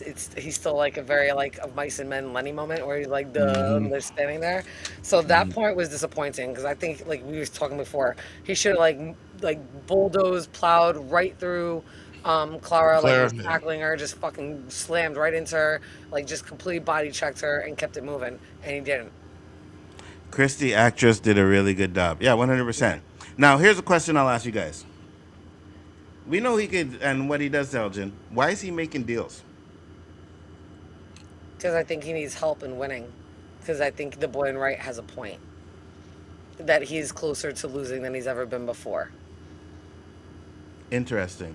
Okay, but he was making deals before we even got close to this, right? Because he made a Right. deal with Clara Clara. way before, But right? no, but So, because he made that deal so long ago, he didn't call upon it until now. Because now is when they're finding the bones. Now is when right. things matter. So he always kind of has like a card up his sleeve. Because if he's a demon, he's going to be a trickster as well. So he definitely always had a card up his sleeve. But now he's like, all right, I got to make a couple more deals because I need to guarantee my win. Interesting. Brian? He has to have people in town. Like the boy in white have people in town that are doing his thing. I think the same thing is going on with the man in yellow. He needs, because if they doing chess pieces, he could just knock all the pieces off the board, but they're playing the game. They're trying to manipulate people in the best way possible. They can kill only, I think there's a certain amount of people you can kill. You can do something if you have direct contact, but without direct contact, you cannot just kill everybody. I think you need other people to help manipulate people. Right. I think that's part of the rules of the game that we haven't been shown yet, but there's definitely rules. He can't just go around just and kill everybody and just wipe them out. And if that's the case and there's duality, the gray area is that free will, that reaction. I think that people still need to make a choice.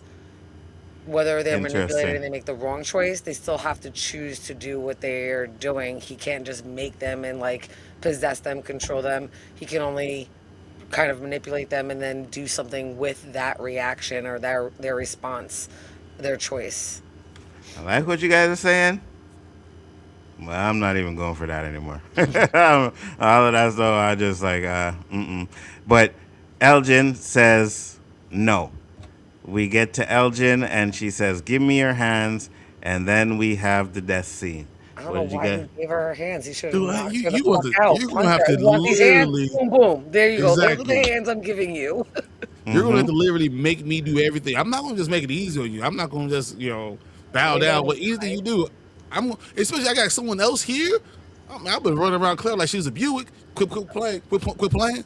Like, I'm not going, you go out of her. You have to go through her to get to me. And I'm going to run out the door. Right. We in a diner. There's weapons in there. I'm gonna Your find something. windows you can jump out through. Listen, I'm going out like a G. All right, you are not gonna just tell me give your hands. No, fuck that. You better take my hands, right? I'm not doing that because this scene right there, I would I have would ran been, right through that I bitch. would have been pissed off. I'm not even a mean-hearted person. I would have saw her walking, stand in front of me. I would have been so pissed off. She would have been on the ground so fast. So It would have fast. been like, was it the office linebacker? I would have ran through her Appreciate like you. it was Right. nothing. Right. 100%. I would have went through this. I would have went right through her. Like Goldberg, and just spear that bitch. Get up and One keep hundred percent. moving. And if Sophie ends up getting me, fine. But I am not going out without a fight. Right. Elgin did not go out without a fight, right? And now they did ask a question in the Reddit group, right? The question was, why doesn't Elgin have any like survival skills? Yeah, that's what And he their said. an- Yeah. Yeah, and the answer was because he was too busy making owls with his grandmother. That's So, crazy. He's El- they might as well just say because he's a little bitch. That's exactly what I heard. Like that's all I heard. facts. He's a little bitch. Elgin does. Elgin does. Look, Elgin no longer does anything to women against their will. Well, this is the one time you should have. For real. This is the For one real. time you should have. This is the one time you should have. You should have ran right through her. You a man, and yeah, she big, but you a man. You definitely gonna be able to get through her, and you should have been able to do that. But unfortunately, Elgin dies, and Sophie tells her to get rid of the body. Tells Claire to get rid of the body. She says how. Wait a second. How you gonna take care of this big old 6'5", 290-pound black man out the door where no one see him? No one sees you. But exactly. But Sophie She's literally says. gonna put him in the fucking in the closet. Watch. Sophie says that's not my problem, right? So at this point, I'm thinking, well, I don't think I care if I get found out at this point in the game, right? I don't think I care anymore if I get found out because she does say, No, I like to mention watch it burn. and I watch it burn, right? So it's at the point in the game where it's like, okay, I don't care if you know who I am because I'm gonna light this match and shit is gonna go crazy, right? Right. So said Clara's been working out in the Fromland gym. Yeah. You know what? I'm not gonna body shame nobody. I'm not gonna do that. But she ain't doing that type of workout. Elgin should have beat her ass. She's a power lifter. You don't know that. You don't know her life. You think she deadlifting weights? Come on now. That's what. Hey, look like she could. I've seen some. Hey, when I'm in the gym, there's some women out there that doing 415. They all look like Clara. Wow. If those dead weights are hamburgers, then I agree with you. Oh my Speaking god. of hamburgers, that's probably the best way to get rid of Elgin's body. Start cooking them up. Look, we found some Facts. food. There's a goat in the back. I just slaughtered it, skinned it, and it's already all chopped up. Look at that. Facts. Gonna let it burn. Absolutely. Do you think Fatima will become one of the monsters now because she unknowingly sacrificed her baby when Smiley possessed it? The original townspeople became monsters because they sacrificed theirs. I don't think so. I would consider Fatima having sacrificed her child. Neither do I. think that she was pregnant before the whole Boyd killed Smiley business, and Smiley hijacked her pregnancy. But I don't think, and I think that's why one of the reasons why she might be special and different, because She technically couldn't she have didn't sacrifice babies. her kids. Right, exactly. So She it was couldn't have always babies. Smiley. So she never could have kids. So that it had this almost like it's a virgin birth, but like literally has nothing to do with her, being having a kid or not being pregnant or not being pregnant. It literally was smiling the entire time. So I don't know if she really sacrificed anything. Yeah, I don't think she sacrificed anything, but she did ask for that pregnancy test before that whole incident with Smiley went down. Like, she already thought that she had been pregnant, which was why she was so weirded out and freaked out, because she knew she couldn't have She couldn't kids. have kids. So that's why I think maybe Smiley hijacked that pregnancy, or something happened to make her think that because they knew that this might happen or something. Which I Well, don't know how they would know that, because but whatever.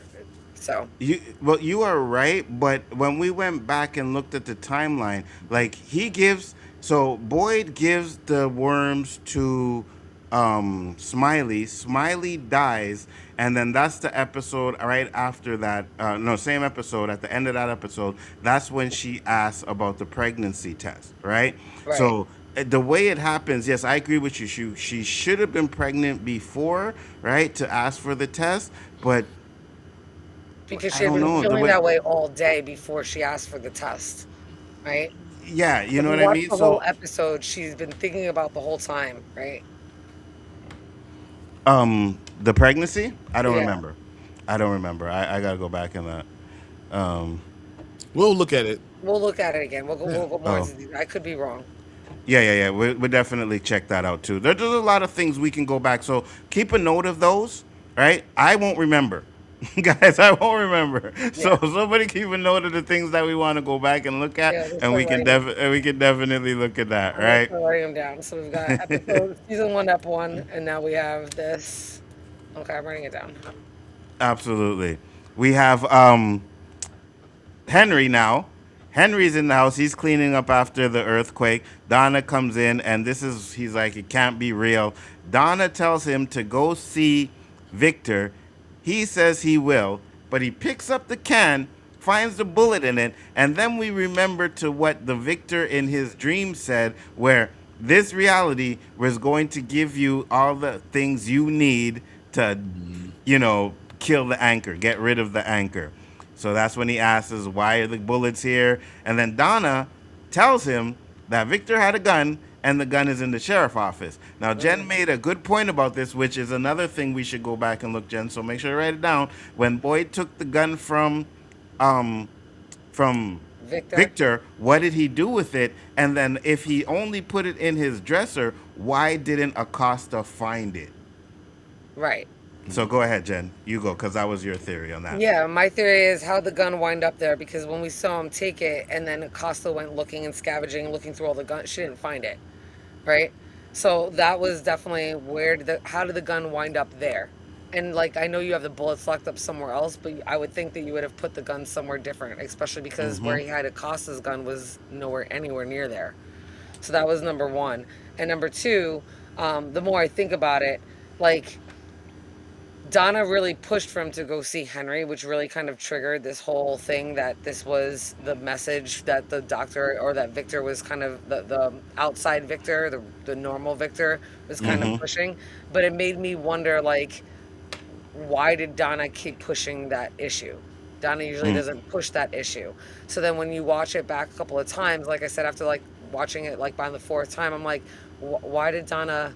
Does Donna have a deal too? Did she know to go push Victor? Like now you're thinking more into what else could be because Donna, you don't see Donna press too many things like that. Like she does, but she kept the way she pressed it and then gave him all the information about the gun and the bullet. You would think that she would have done a better job of like just helping Henry at that moment kind of understand things, and she doesn't. She just pushes that he should go see Victor. And I thought that was kind of odd after watching it a couple times. I'm like, now looking at Donna a little suspect again. Yeah. Brian. I don't think I look at her suspiciously. Like even though I kind of understand exactly where you're coming from, only because of the way that in the timeline it went, that she Victor to pull the gun out in Colony House not too long ago right before Henry came. So that's the fresh in her memory. I think she's trusting Henry because she does the same thing with Tabitha. Hey, go be with your kids. So I think that's just something that she kind of does all automatically because that's what you think a good parent should do. And, we have all these terrible parents all around the place. So maybe she just feels like she has to push them in those type of directions. I can see that.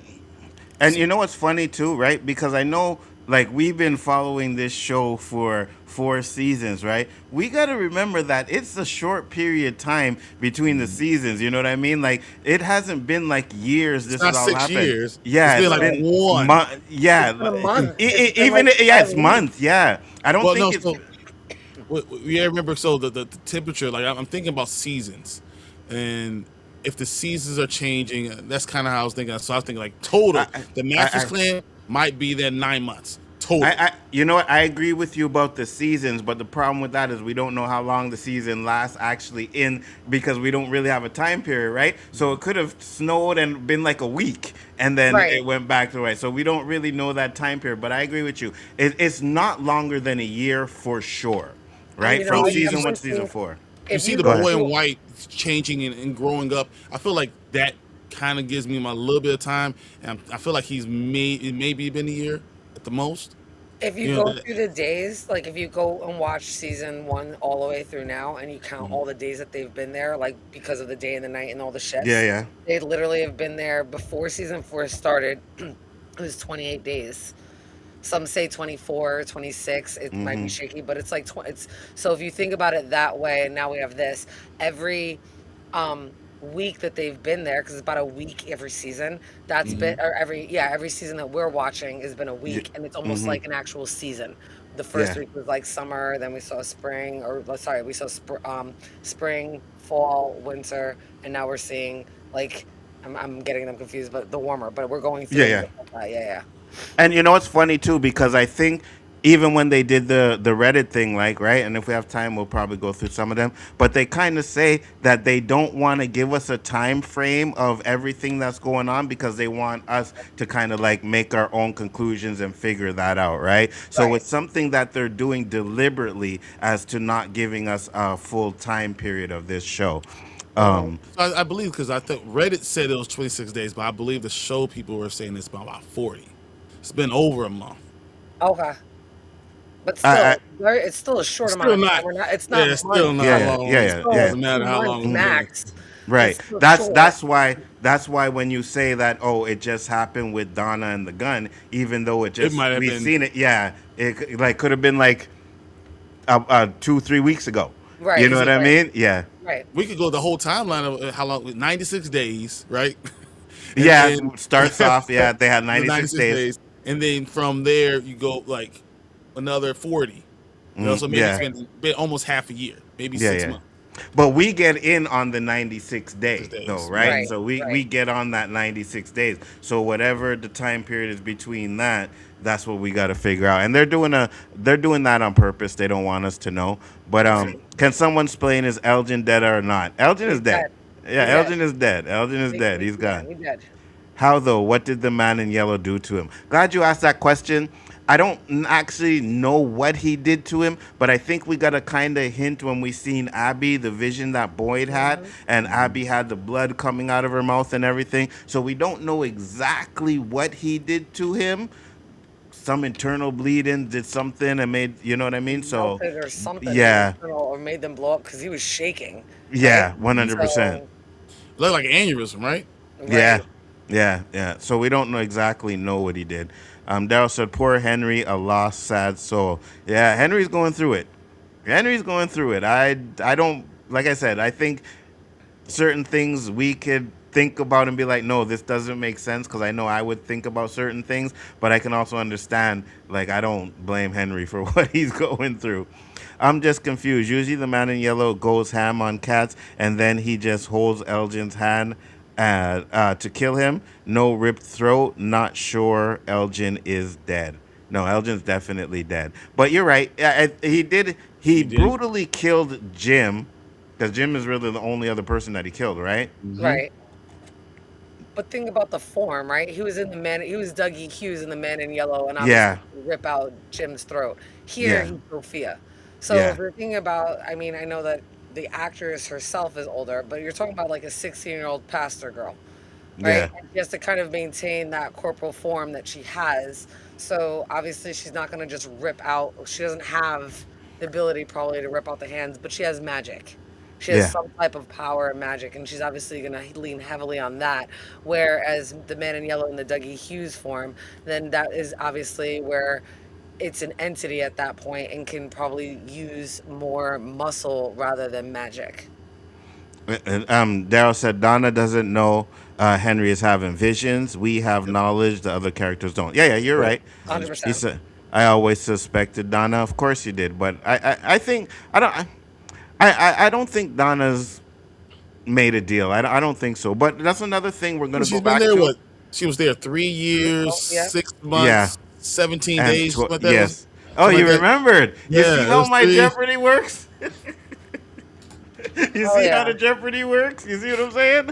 That's why we gotta do more. Hell yeah. Because you didn't know the answer when I gave the question. I'm just saying. Because it was a ridiculous question, but now I Three remember years, 16. It's 3 years, 6 months, 6 months, and And 17 17 days. 17 days. days. Because Yeah, I have it on my absolutely. paper right here. That's why. Yeah, absolutely. And Daryl said it's been a month or just over a month. Just over a month, yeah. So it's Yeah, about 35 to 40 days. I think that's yeah, what someone yeah. said. Absolutely makes sense. Daryl's right. Some folks on Discord have worked hard to figure it out, but but it shows you and tells you whatever time has passed to the T. Yeah. He's dead, but we could see the actor again. Yeah, if Yeah. if 100% we will. if the man in yellow takes his form like we kind of thought that he would do, right? Kind of makes sense. You take the form, you say, "Oh, it was this chick? It was Sophie, right?" You get trust in the town, right? Yeah, a lot more trust than Sophie could get. Because Sophie's still the newcomer, you know what I mean? So Right. she can wander around and do. Remember, she said something to Julie, and Julie lost her lid. So she Yep. has to be careful what she says as Sophie. But now, if she And transforms into Elgin, she could Right. be a little bit more conniving, you She know? should can be able also to get point through the the Julie picture for herself, sure. right? Because now we have the Yes. pictures. We have the Yes. pictures. She can show, hey, look, Sophia was the one all along. And Yeah. you're gonna point the finger at her, and now you are trusted because you found the picture, you found the evidence. So you can Yeah. kind of sneak around, and no one pays attention to what Elgin's doing because he has one eye. They're like, oh, I feel so sad for him and all this stuff. And now you can do all type of conniving. Yeah, well, speaking of which, if she's gonna try to break through with Julie, right? The man in yellow wants to kind of get through to Julie. She knows that she's dead in the water as Sophia. So if he can shapeshift into Elgin, they would get further with, Elgin himself would be able to get further with Julie. And when you think back to that scene with Elgin and Julie, they're sitting in the same exact booth, right, where Julie and Elgin were. Right, but Elgin was in Sophia's seat and Julie was where Elgin is sitting, but they're in the same exact booth. So I think that that might also be a little foreshadowing because they had the whole rest of the diner they could have been sitting at, or even at the counter, and they were sitting in that same exact booth, and then the booth behind them is empty. Absolutely. Henry probably thinks he came out of the Matrix and he wants to return. Plug me Facts. back in.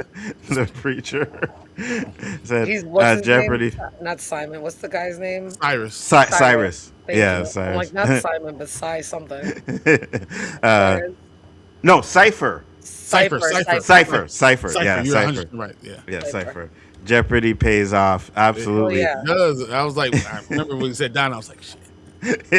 He was eating cat organs out and shit. What do you mean? Man in Yellow always been brutal. So we see him eating the organs, but that's in a You don't flashback, see him right? kill him, Right. though. Right. And at the end of the cycle, then I'm sure he ends up indulging himself in all of the people's organs and stuff, right? And we see that.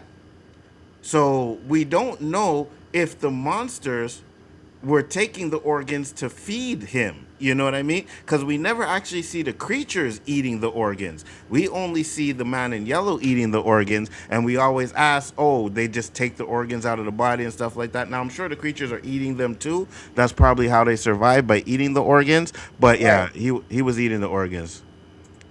Imagine Elgin's acting creepy with one eye. Yeah. I was kind of thinking he would show the townspeople her picture to make himself less suspect. Yeah, Stupid. But that's exactly what you do. You say That's what he should have done. but no, but you shape shift. The man in yellow shape shifts into Elgin, right? And then he shows everybody, look at the picture. So now go ahead. She was the problem all the time, and now everyone starts thinking, oh yeah, I did tell her that. Oh yeah, I did that. Oh look at the ladder. So she was one working on the ladder, and all of a sudden they shut down. Now you believe that she was the problem, and she's no longer there. But everyone else that's there now has been there for the entire since the end of season 1. So now you know who you can't trust.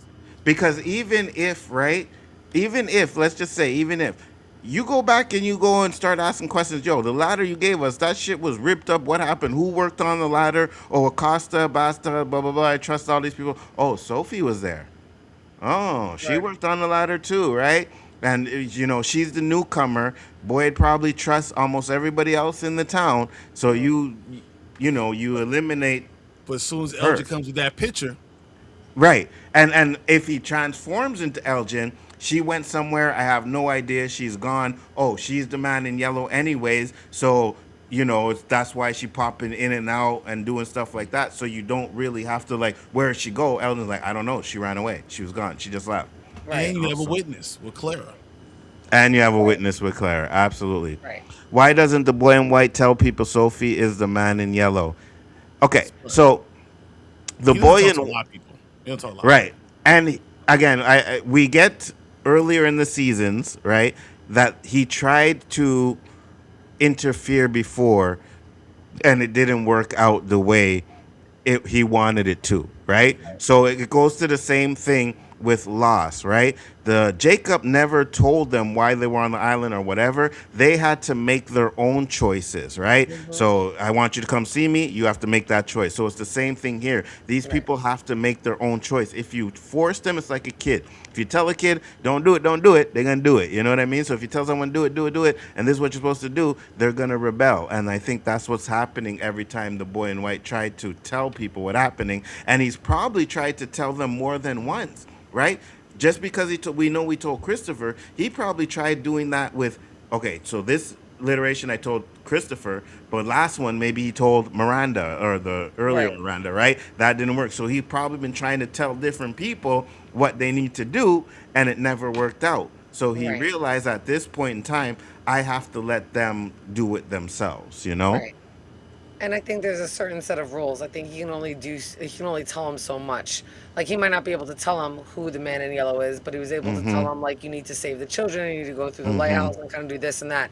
Maybe didn't mention the bones, like certain things they might need to figure out, or he's just not able to do that because it would go against the rules. Right? But there's like Absolutely. little loopholes, and he's probably tried all of those loopholes because we're already in the ninth or tenth cycle. So imagine he's tried different things before, and he's like, "This one cycle is not gonna fucking help. Like, you people are on your own because I've tried everything, every which way, and this is my last chance." The boy in white himself might be, almost giving up, but I do think that he's helped. I think he's tried to do certain little things when he can, um, but again, he told everybody don't chop. He told Victor don't chop down the tree. Victor told everybody Yes. don't take down the tree. What happened? They still did it. Yes. Yes, absolutely. 100%. Boy in white is getting too old for this shit. Facts. Facts. Facts. The boy in white is growing up and he's like, yo, listen, fuck this. All right. I'm going to have to do this a different way because you motherfuckers keep fucking up. Right.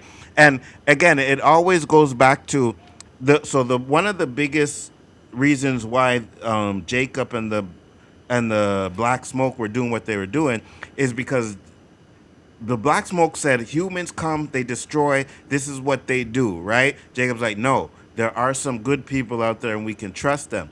I think that's what's going on here, where the boy in white is like, I have to do it awake and trust these people to do it the way they're supposed to do it without giving them too much information, right? And Right. I don't think the man in yellow has any rules. He's just doing whatever he wants to do, nilly willy, right? And affecting it in any type of way. So I think it's like you said, free will. A lot to do with free will, you know? Absolutely. Where would you rather live, Lost Island or Fromville? Gotta be Lost Island for me, but then I never watched the show. A lot of hot women though. Really? I mean there are, but really. I'd have to pick Lost Island, I think. Really? Yeah, yeah. Knowing what Yeah. I know now after watching Lost, I'd rather be in From. Really? At least I'm still alive. Shit. They're still alive. Yeah, but you know what I mean. By the time we're all done at that very, very end, and everybody's like obviously on the plane, and like the end with Okay, Jack. so you're one of the ones that actually didn't understand the ending then. No, I do understand the ending, but because so many people didn't understand the ending, they Oh, think that everybody's dead. I'm like, well, if yeah, that's the okay, yeah, yeah, case, yeah. then Everybody, yeah, yeah, I wouldn't want to have that as my yeah, yeah, ending. At least yeah, yeah. here, right? Because they were kind of, I understood a different ending, but they showrunners have never really said anything about Lost and never gave anything concrete. They just know they fucked it up, right? So considering all that, then this show has obviously got more of a concrete sound ending, and we know that this is not they're all dead or in a coma or a dream, that they're obviously still alive. Then I'd rather have my chances here, where it's more Okay, definite. so I have to ask you this then. Do you think they were dead? I did not think they were dead and lost. And when I heard all those theories, because I never really looked into it, I didn't get into a lot of like the three friends that I watched Lost with. We all kind of thought the same thing, that they weren't all dead, and we were kind of really disappointed with the ending because we're like, they didn't really explain it, and now people think that they're dead, and we didn't think that at all. Right. So that when we started talking about it with other people, everybody's like, "Well, you're crazy. They're dead." Blah blah blah. So we kind of like stopped talking about it. And then years later, now that there's YouTube and like I'm more involved in like thinking things out, and now I hear like the theory that I had, and but everything is so ambiguous, and they've never gotten a sound answer. So I'm like, all right. So since we kind of really don't know. Right, for sure. At least I have what I want. At least in No. this show, I feel like there will be a more concrete, definite answer. We might not have gotten them here at the end of season 4, but at least that's what we've been promised for season 5. So knowing that they're still alive and there's still a possibility to get out, right? And I think that the island was something different. But if you're gonna go with the majority of people thinking that they were all dead, then I don't want that for myself. I wouldn't want to sit there and think that I went through all that and people still thought I was, that could be the ending. I want a definite ending where I can make it out. I want a guarantee, and there's a guarantee in From. But they did make it out Well, in yeah, Lost. Yeah, no, they did make it out. So Had a return. yeah. So in Lost, a lot of people think that it was like a purgatory or whatever, and that they actually died in the plane crash. That's not what happened. That's not They what happened. Right. They got returned back there after Right. after they lived their lives and died and came back. no, Right. no. They got out. Right. Yes. So Sawyer, Claire, whoever was on the airplane, they got out. Right. They lived their life. Yes, What and then they- and came back afterwards. What I just said. No, they didn't come back to the island. Back to that place. So they were in the church or whatever it was. Yeah. They- So no, they went there when they died. So when they died, right? That's where their spirit went. Their spirits caught up in this one place. They all had to get together before they moved on to heaven, right? So Hurley, who stayed on the island, stayed on that island until he died, and then he ended up in whatever the heaven, church or the whatever house that of heaven, place was right. afterwards. So So a lot of people think that they were already dead throughout the whole season, and no, We're it's not not. dead throughout No, the Right? it's just That's time jumps and time loops, and And you're the- seeing what happens throughout their lives. That's why I'm Right. yeah. So Right. people They thought they still- were dying. Right, but they Yeah. still kind of wind up there before they can move on, and even that wasn't 100% clear. At least in From, we'll have a very clear, this is their life, this is what they're doing, they can still get out. They're not going to be able to come back if they're able to break the chain. Like they'll be done with this, and I like that more as a definite answer and a definite ending than I'm still going to be tethered to this place and have to come back here and deal with it and wait till everybody else before I can move forward. I got you. Wait. If I'm stuck somewhere for an indefinite amount of time, you're damn straight. I want attractive women there with me. I mean, Donna is nice and all, but bro, Fromville is lacking that area. Okay, never mind. I got you. I understand the ending of Lost very clearly. The show made it clear. People just didn't pay attention. Yeah, 100%. That too. Yeah, 100%. A lot of people didn't pay attention, And and that's the arguing problem. with them is crazy. Like Yeah, they yeah. will swear up and fucking down. So I'm like, Yeah, yeah. all right, they all died. You're right. They're all dead. John- What do you say? John Locke and Ben even talked about what happened when they were alive. Yeah, absolutely. They Because say it. Yeah, exactly. yeah, he says, Hurley says you were, no, Ben says you were a great number one. No, Hurley says you were a great number 2, and then Ben says you were a great number 1, right? Right. So obviously they've been on that island protecting it. They were protecting the light until they died. Now, I don't know if someone else came into the island and took their place, which I'm pretty sure happened. But at the end of the day, the man in black was dead, so I don't really think that they needed to protect the island anymore, right? Right. But so This is different because they came in with a beginning and an end. They already know what's going to happen at the end. They didn't do that with Lost. I With think Lost. they came with From already knowing where the end was going to be. Right. I like that structure, that organization for my choice, rather than just being on a nice island. As much as I would love to be on an island, I like the structure and the option of that free will and being able to still get out and it being like, I don't know. I just like the fact that there's structure with From over Lost. So, with the threats in From and the threats in Lost, I'll take my chances with the threats in Lost. A lot of the threats in Lost had the black smoke there, but a lot of the things in From were from Ben and the other ones, right? From actually humans. That was where their biggest threat came from. So I could deal with humans. I can't deal with creatures. You know what I mean? Jack's father tells Jack, a.k.a. the audience, that they've been alive the whole time. Yeah, 100%. Right, yeah. 100%. So Donna leaves. We get to Boyd. Boyd goes to the police station. Fatima and Ellis are talking about what happened, right? And we see Christy over there. They did this emotional moment. What were you guys' thoughts on Christy crying over Marielle? For one, the actress I think did a phenomenal job. This is probably where her death actually did affect me. It didn't really affect me when it happened. It wasn't until I really saw Christy as an actress like doing this and Boyd come over. But then I immediately thought, shit, she's been talking about not being, all the trapped souls and you can't get out. And she had that whole, scene where in the I guess in the shed where she was talking about what her grandmother believed in and what she did and how she thought all the souls were trapped here. So now I was like, shit, she's trapped. Right. So that was like my first thought. And then I was like, I wonder if she'll be able to use that kind of like, I'm not sure where the poltergeists are coming from, but I think it might be Jim trying to give them a message. So maybe Marielle will be able to do something from beyond the grave, I guess, being that her soul is trapped there. But it was very sad. And this is kind of where like it all kind of hit me with her death, and it affected me a little bit more than I thought of, because the last scene before I was like, we knew that was happening. But here, Christy's emotion and Boyd comforting her and the way she just like wailed out and sobbed, it was just heart-wrenching. Before you go, Brian, I'm going to say this. You can call me heartless because I felt nothing. I felt nothing. Oh, sorry. Oh, well. Wasn't a death that I really cared about. I think we all kind of assumed that she was, even at the beginning of the season, like when we were talking about deaths, Marielle's name kept coming up, right? Yep. It kept coming up, and all of this, Marielle, Donna, we thought Donna, you guys saw Donna, I thought Kenny, right? So, and Marielle, her name kept coming up, so I didn't feel nothing. Brian, what about you? One, I thought, why did they kill her? And then I made me think about everything that she said the last episode was probably really important, and that's why the monsters had to kill her. So she had to go because she was right.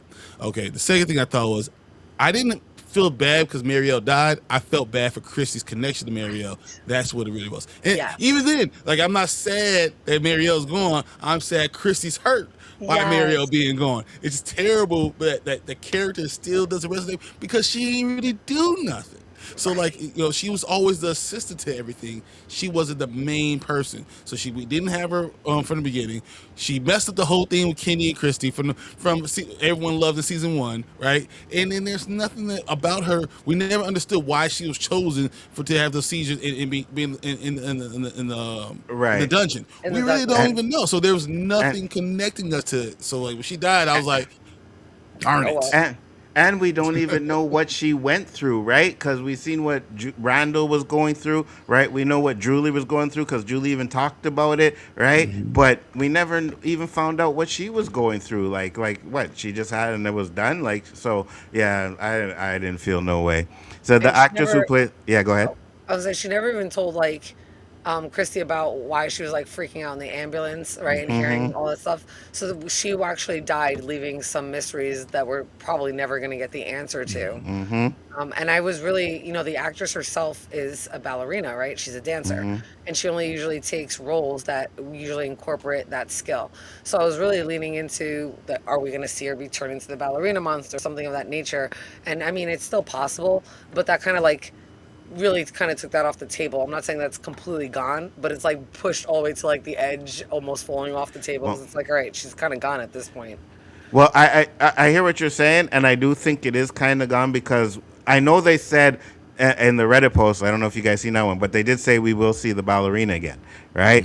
They asked them if we'll see the ballerina again, so they said, yeah, stay tuned. So we'll probably see the ballerina again. I just don't think it's Marielle. Exactly. Exactly. The actress who plays Marielle made a post talking about loving the love story she has been on in this show, so that made me think Marielle was going to die. Oh, she did? Even before the episode? Okay, I got you. Oh, wow. I got you. So we see Randall looking up in the sky. So we see lightning come from here, right? Coming from the ground. The bottle And you guys said you can't hear it, right? No.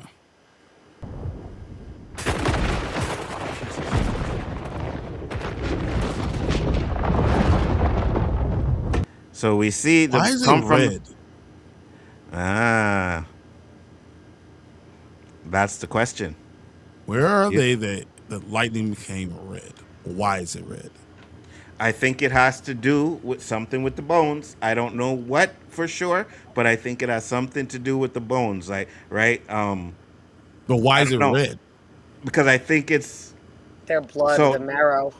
the, the entity fighting back in some sort of way, right? Because remember, there's a line where Boyd says, or there's a Boyd, or someone says, whatever. If we keep pushing, the town keeps pushing back harder, right? So I think this is this signifying the worst is coming, as the man in yellow told Julie back, told Tabitha back in a few episodes back. So that's what I think. What about you, Jen?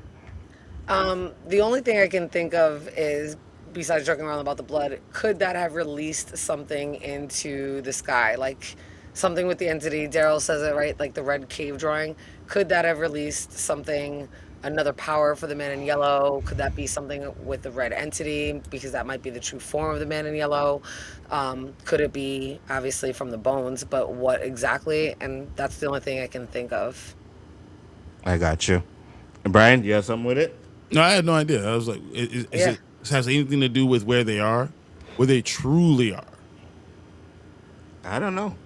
To be honest with you, you know what? I'm going to say the same thing that they say. Stay tuned. Stay tuned. Stay tuned. Right. So we have everybody looking at the sky, and then they getting back to the colony house, and this is when Ethan kind of freaks out because he doesn't see his mom. But we get flashback to or switch back to Sophie, and we find out that she is taking all of the talismans up from places in the town. Now, Yep. How does no one see Sophia at all walking around just grabbing stuff? No one sees her at all. you know what? Because everybody in this town, I think, are idiots. You know what Yep. I mean? Because me personally, I don't know if it's Jen's Puerto Rican, me and Brian are black. I don't know if it's because we're not of a certain color that we have to look at our surroundings and be Okay. conscious of what's going on around us on a regular basis. That I would have fucking noticed something. You Right? They know would what have I mean? they would have to come get me because I'll be writing little notes on everybody in that town. I have a whole notebook. Like, 100%. 100. 100%. Yeah, I'm 100%. too nosy and observant not to Uh-huh. pay, like all the time. Uh-huh.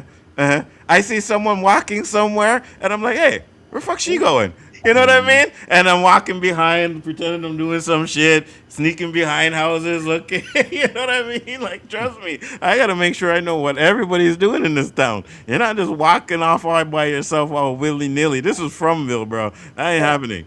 the only person that really ever paid attention was Randall, right? Like he knew like all Yeah. the patterns of them because he Mm-hmm. was in the bus for a minute with the Mm-hmm. talisman.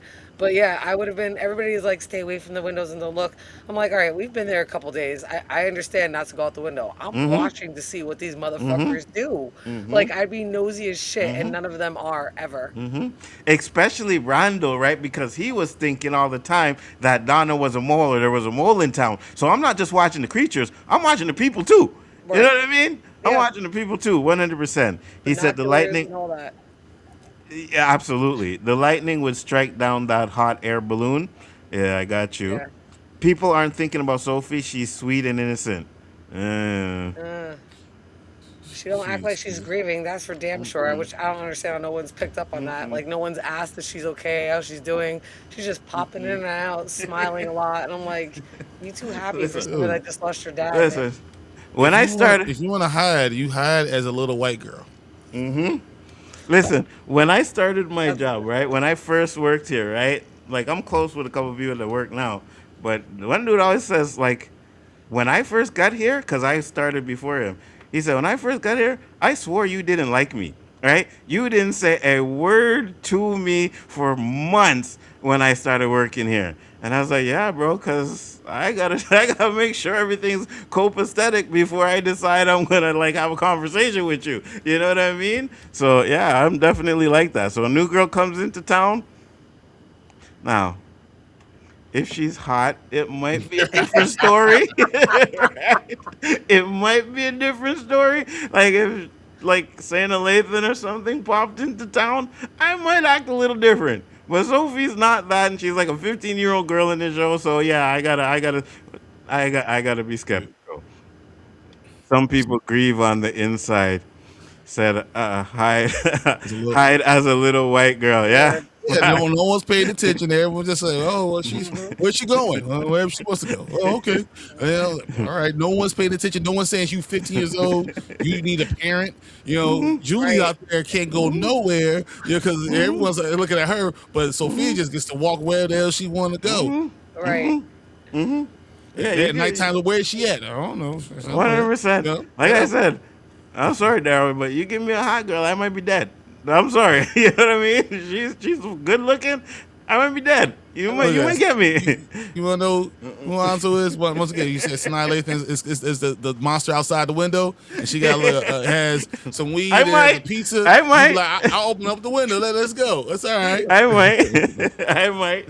Oh, I sent Jen this video. I don't know if I sent it to you, Brian, but it was kind of like that, where it's like this black guy and he does a little skit and he's like, the creatures are getting really, really crazy, right? So the creature knocks on the door and he has GTA 6. And the guy's like, hey, how'd you get GTA 6? That didn't even come out yet. And he's about to open the door. He's like, nah, F that, right? And the guys are like, well, I guess I'm just going to have to smoke this sticky icky by myself.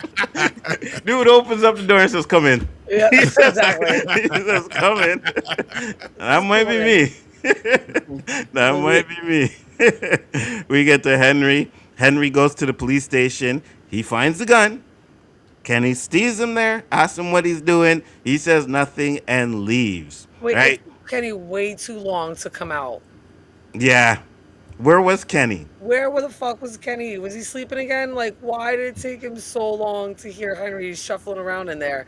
And Henry was like, hello, and then started looking like, it took Kenny a minute to respond. That I definitely noticed, like, again, watching it, I'm like, why do these people have no sense of urgency? Yeah, facts. So that guy did the skit about Victor. Yeah, his skits are funny, bro. They crack me up, man. Kenny was being the coach. Yeah, Kenny. Yeah. Hey, listen, man. I don't know. Kenny might have been in the bathroom. I don't know where Kenny was. But you're right. He walks in there, says hello, and nobody's there. And then all of a sudden, Kenny pops it after he finds the gun, right? Right. And again, we got to go find back because it's just too much of a coincidence that gun happened to be there. But Sophie couldn't find the gun. Acosta. Yeah. Acosta couldn't find the gun. You know what I mean? So Henry asks, did you see the light? Says, yeah, that's weird. We get back to Donna, and then we get the house with the ghost stuff happening again, the poltergeist. And I definitely want to get your guys' thoughts on the poltergeist. Because I'm done. I got no thoughts. I'm done. I'm not even going to attempt to figure it out. So I'm going to leave this to you guys right now. I told you, this shit broke me. Go ahead. What are they talking about? What exactly were they talking about in this moment? Tabitha and being dead. Jade. Yeah. And Jim, right? Yeah. Right? Jade. Tabitha and Jade. So I think it's Jim. I still think it's Jim. He said, "What? I'm going to be alone. All you guys are going to die. I'm going to be totally alone. She's dead. Mom's dead." And then that's when he gets angry. It's like, she's not dead. Right. That's how I took it as 100%. I got you. But I'm. It's pissing me off that everybody just like keeps running away from it. Like you don't know what's going on. Like they don't question it. And it also at that moment, Julie and Ethan aren't like, this is happening again. They don't say any of that. Like this is so that kind of I didn't really again notice that on the first watch. I was like, oh crap, the poltergeist stuff. But then again, watching it after a couple of watches, I'm like, they don't even say like, oh, we know what's going on, but like not even that they know what's going on, but we've seen this happen before. It's happening again, something of that nature. Like to Donna, this is just brand new, and they have no clue what it is. So hopefully we'll see a little bit more of that, like kind of like flesh out in season 5. 100. They kind of really don't address it. They just showed us in episode 1 or episode 2, and then now again. I got to play it back because I thought someone said it's happening again. I thought that, but hold on, let me see. I could be wrong. I could have sworn I heard one of them say, "Oh, it's happening again." Dude, that hair is awful. Yeah, horrible. She's not coming back, is she? Yeah. Ethan, your mom and Jade were still in the It's happening again. Yeah. Oh, he does say it. Okay. Yeah, I thought so. Yeah, I thought so. Ethan says it's happening again, and then so said I think it's Julie. Really? See, the problem, the whole thing with when you were story walking, the monster was able to grab Julie, right? Yeah. The man in yellow saw Julie, so Julie's not invisible when she's story walking. So that's I see those things going around, but I don't know how it could be that if she's not invisible. Well, I she's agree. invisible to the people there, right? Because Jim and everybody else, when she was yelling, they didn't hear or see her. The monsters can see her, and the man in yellow can see her. That's correct. But I think she's still invisible to them. So her But being a story Martin walker, saw her, right? Martin still saw her. who did? Martin when she was back in the dungeon too, right? But still, different dimension. Boy didn't hear her when you go back. Like Boy doesn't ever hear her. It's only the monsters and like Martin at that point is definitely some type of entity. Like he's not like he can hear her. I He's in feel that like realm. But Boyd couldn't hear her. Yeah, And Jim.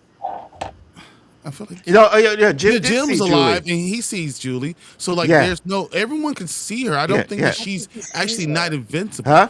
So Invincible. hold on. I don't When think that Jim sees her. Jim yes he did. holds Yeah, her and hold is on. talking to her. Like and Yeah. she's like, Dad, let's go.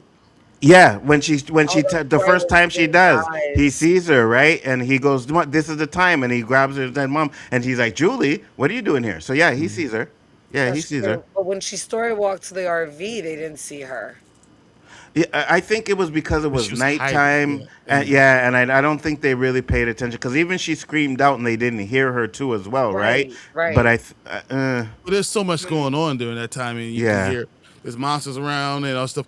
Because so I think that you can still see her all the time. I don't think Okay. she's invisible. I agree with you. I think she could still be seen. Hey, Papa Socks, how you doing, man? It's been a minute, man. Good to see you. Absolutely. Said Jim did see Julie. Absolutely. If it was Julie, I wish she just dipped her finger in the water and right on the wall instead of scaring her little brother like that. Right. That's why I didn't think it was Julie. I think it's a spirit. I mean, there's too many things Yeah. going on for it not to be a spirit. But if it was Julie, you should have saw her.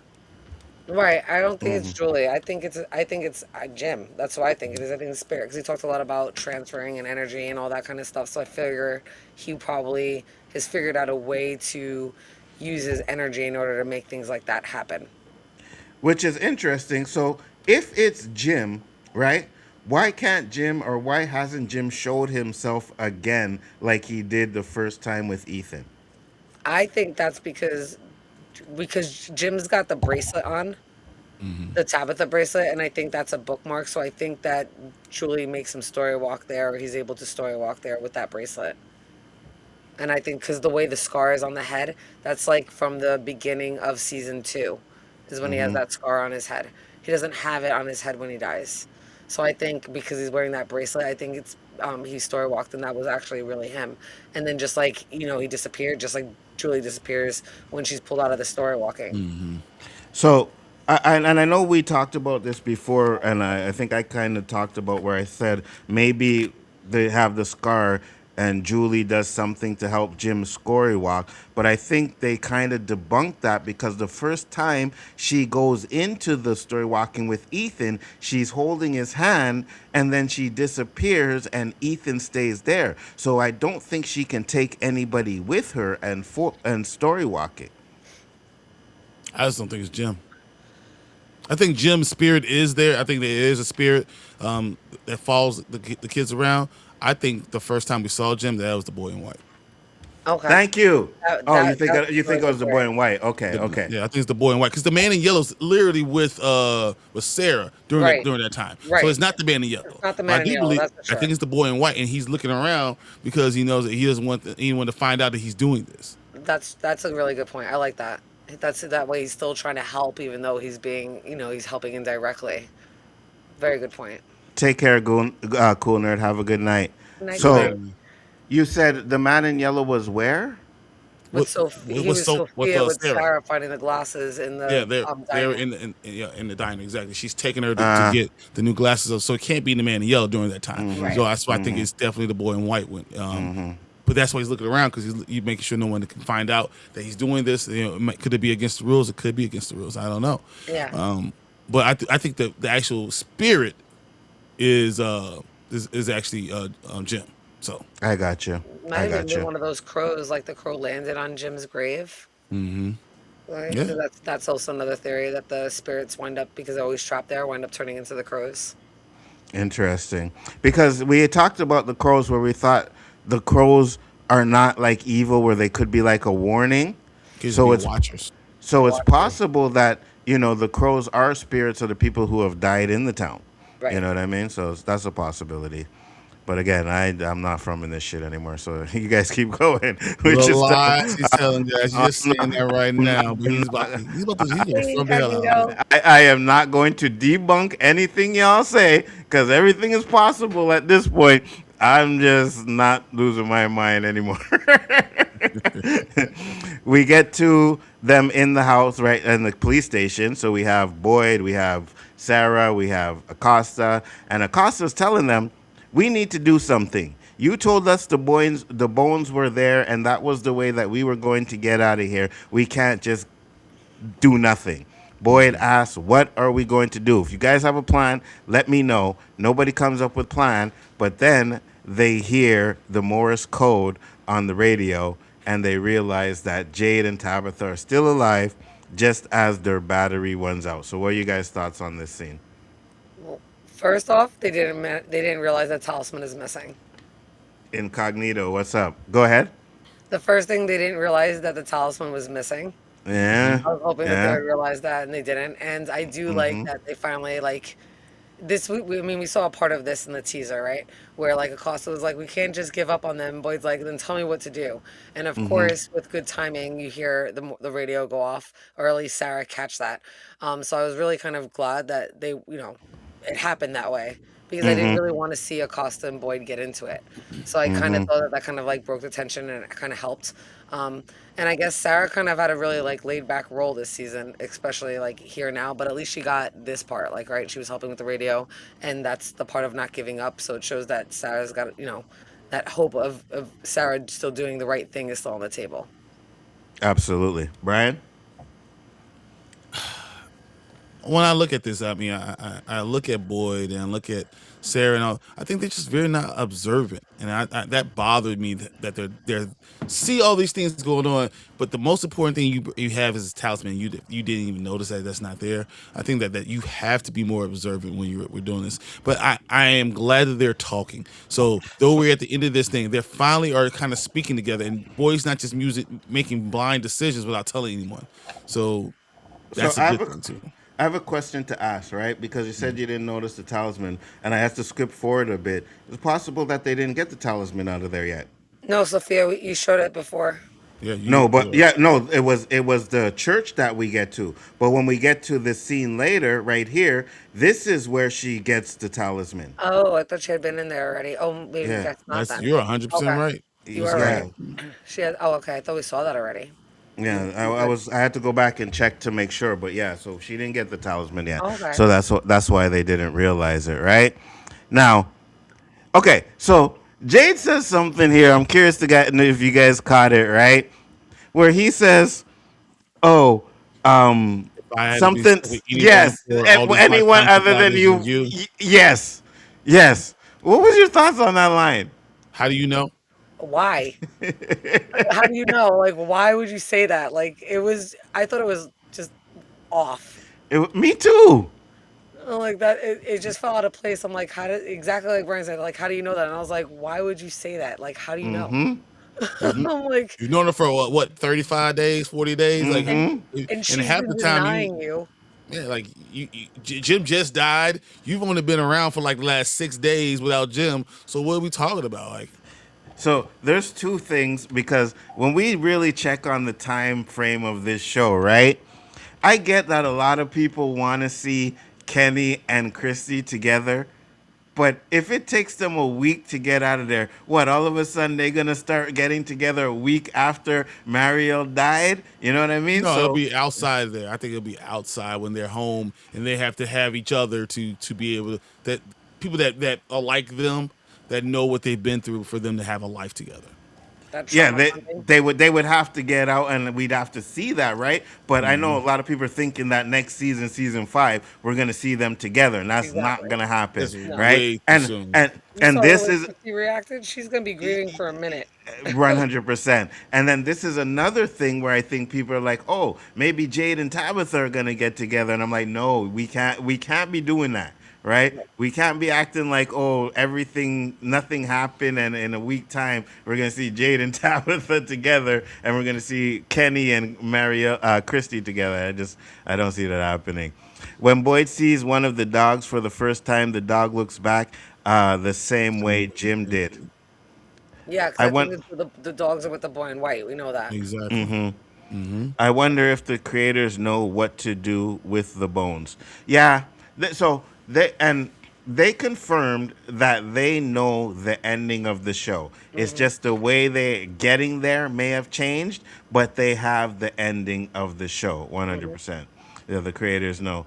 Come on, panel. They're trying to get home. Nobody is watching the talismans. Why would they? They're trying to go home. The talismans go missing was not an issue. So listen, but the talisman is what's keeping you safe, right? Yeah. So me personally, I am going to, especially at nighttime. Oh yeah, talisman up. 100%. It has to be natural, like locking the door. It Yeah. has to be natural. Every Well, night they you don't gotta do check. that either. Yeah, I know. Yeah.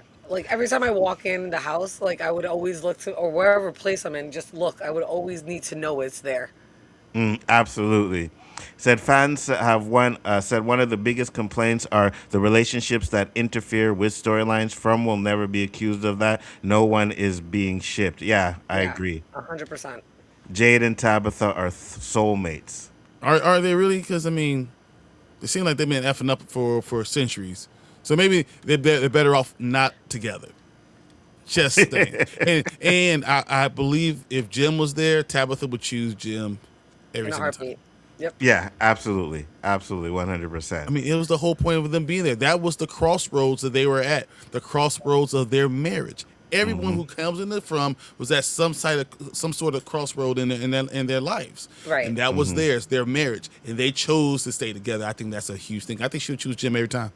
100%. Absolutely, Agree. absolutely.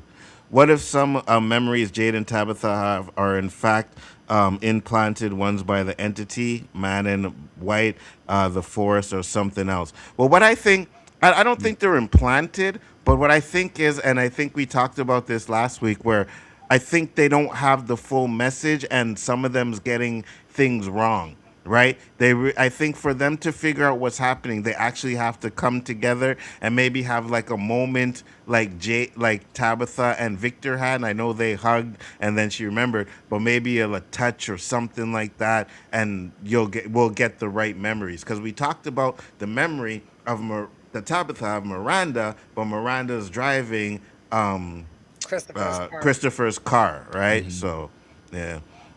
Yeah, Jade throws that line at Tabitha was out of the blue. Did he remember something? If so, would have been nice for him to reveal this before the season finale. Absolutely. So they have a connection, and their memories enhance their connection. They are meant for each other. They weren't like the last in time. Like, we Yeah. just went through We're this not like doing- the last was it 28 years ago, whatever it was. It didn't happen that time. She Yeah, was with like, Miranda stay away from him no matter what you do with Christopher. Whatever Yeah. you do, stay away from this mother effort. Like, so I don't think that this magical, unbelievable like love or anything. No, it's Right. you know. Right. I don't think I it's think the it's this. happenstance. They just Go happened to ahead. be Yes. it's happenstance. They were the two that were together that broke Yes. away because of their Yes. child in that cycle, Yes. and they just happened to go again. I don't think it's because they're soulmates. Yes. I think their souls are connected Yes. because of that deal in the bargain and the reincarnation that they have to come back because they're now obligated to free the children. It's about the love of the child, not the Right. love of them two together. You know what I mean? That's what I'm 100%. saying. So I don't think they're soulmates either. I said that because there is a pic shared by the art department of the ghoulish child with some claws of the monster. Just saw it and shared it, so it's a discovery. Oh, Really interesting. Okay. If you could find that, let us know, man. I'm What definitely did you interested in put it seeing in? that. Incognito, what Discord did you put it in? Because I'll find it and send it to Enzo so he can share it. Absolutely.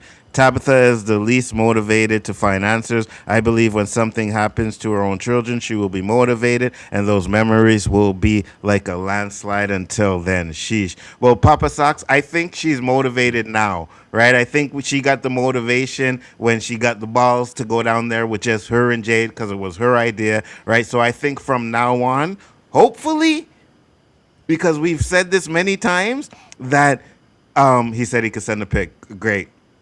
We said this many times that Tabitha takes a step forward and then takes 3 steps back, right? So hopefully she does not take any steps back going forward in season 5.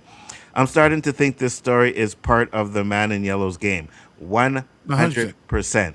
Absolutely, Yeah, it you're is. out there. Absolutely. Absolutely. Said, I wonder why the residents from previous cycles never left the instructions or diary of the events that experienced and how they dealt with them. See, here's the thing, and I think I said this earlier in the show where we we had and I guess we don't know for sure, right? But we have the books, the Chronicle, the Grand Gulag, right? We have those books, and those books, Julie kind of said, what if they were written by someone that had a dream about Fromville or whatever, right? I'm taking a step forward and thinking that it might have been someone who made a deal with the man in yellow, and actually he let them out, right? You fulfilled your deal. I killed everybody in the town. Like, there's insignificant to him, so whatever. He let them out, and they wrote the book. Mm-hmm. And they wrote the book, right? Because like the book that they have, and I don't know how far they're going to go into the book in next season, but the book that they have seems like it has all the steps to get to what they need to do, but not how to actually do it. You know, how to finish it. So again, maybe we'll learn more about the books from right now. What we see is we at least think that the books have the blueprint. He said, Right.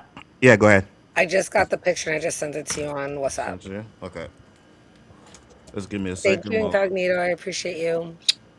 Absolutely, 100%. Said, I agree to disagree. Tabby ain't motivated, but we will know when she is. Oh, I actually think she was. I I got think for it. the first time she started to be a little bit motivated. She got freaked out and scared, but at least she knew to choose to go in there. Like she thought the Nkui kids were pointing at her. She finally Mm-hmm. told Boyd and kind of looked at that talisman that Julie had given her. Like obviously looking at the talisman, she figured out it was supposed to be her and Jade and only her and Jade. So she stopped kind of denying everything and kind of really taking action. Where opposed like the first half of the season, she wanted to deal with shit. Mm-hmm. Right. Right. She was all, even when Jim died, and I get it, Jim died, but she didn't even want to talk to him like at that time, right? Talk to Jade, right? Jade, we need to talk about this. And I think that's where they're going to get the answers, right? They're actually going to have that conversation, and that's where they're going to remember a lot of the things. So I think that's where that's going to come I in. mean, think about it. Jim's only died 3 days ago. Yeah. Yeah. 100%. Do you remember back when Boyd was going to start writing names of the dead on the wall in the church? Then he forgot. This place makes you forget. Sent Yeah. it. No problem. I have it. I vaguely remember from seems to make me forget. I feel you. I feel you. I definitely got the picture, so I'll show you guys that in a second. We'll get through this real quick. So now we have these two, right? And they decide that they're going to try and dig their way out. Now, if you guys watched us last night, we were screaming to high hell, use the damn bones. What are your thoughts? Go ahead. Yeah, this is another one of those frustrating scenes. I'm like, why would you not use the bones to dig? Like, they didn't even start using their legs to try to kick it out. Like, the sense of urgency and they're like stuck on stupid was just I was freaking out because I'm like, there's no way are you in survival mode right now on this stupid. Yeah, Facts. 100%. Because like they don't understand. Like they have tools right there in their hands, and you're like, okay. And then she looks at the skull, and she's like, "Oh, my baby." Instead of looking at, "Oh, that's a big scoop. Shovel. That's Let's a shovel. use this to get out." That's a shovel. 100%. And then I'm going to go a little bit further because I know we're going to get to that part too. But when Boyd gets there, his first notion should have been to shoot it, not to try and kick it first, right? He should have pulled out his gun and said, backed up, back. They're freaking bones. That would have been the first notion. But yeah, we get to that part. So then we get back to the house, and they taking out Marielle, right? And I guess they're gonna decide to make their plan where they're gonna go back. And Boyd says he's going back by himself, but Ellis says, nope, I'm coming with you. So Ellis was getting some. He did something, guys. You could no longer say he just never done anything. He did something. He said, I'm going down there. He's doing something. Congratulations. It's you two that had the most Ellis hate anyways, all right? I didn't really have that much Ellis hate. Now he is. But yeah, you guys had that serious Ellis hate, right? So I sure did. Ellis finally stepped up, and then Fatima actually tells him, and I'll play this part too. Okay, what if they're just trying to bait you out there? I'm going with you. We're both going. All right, let's just everybody. No, Boyd. I can feel them when they're close. What? I knew that thing was coming to the clinic. I sensed it before we saw it. If I'm down there with you, then maybe I can warn you.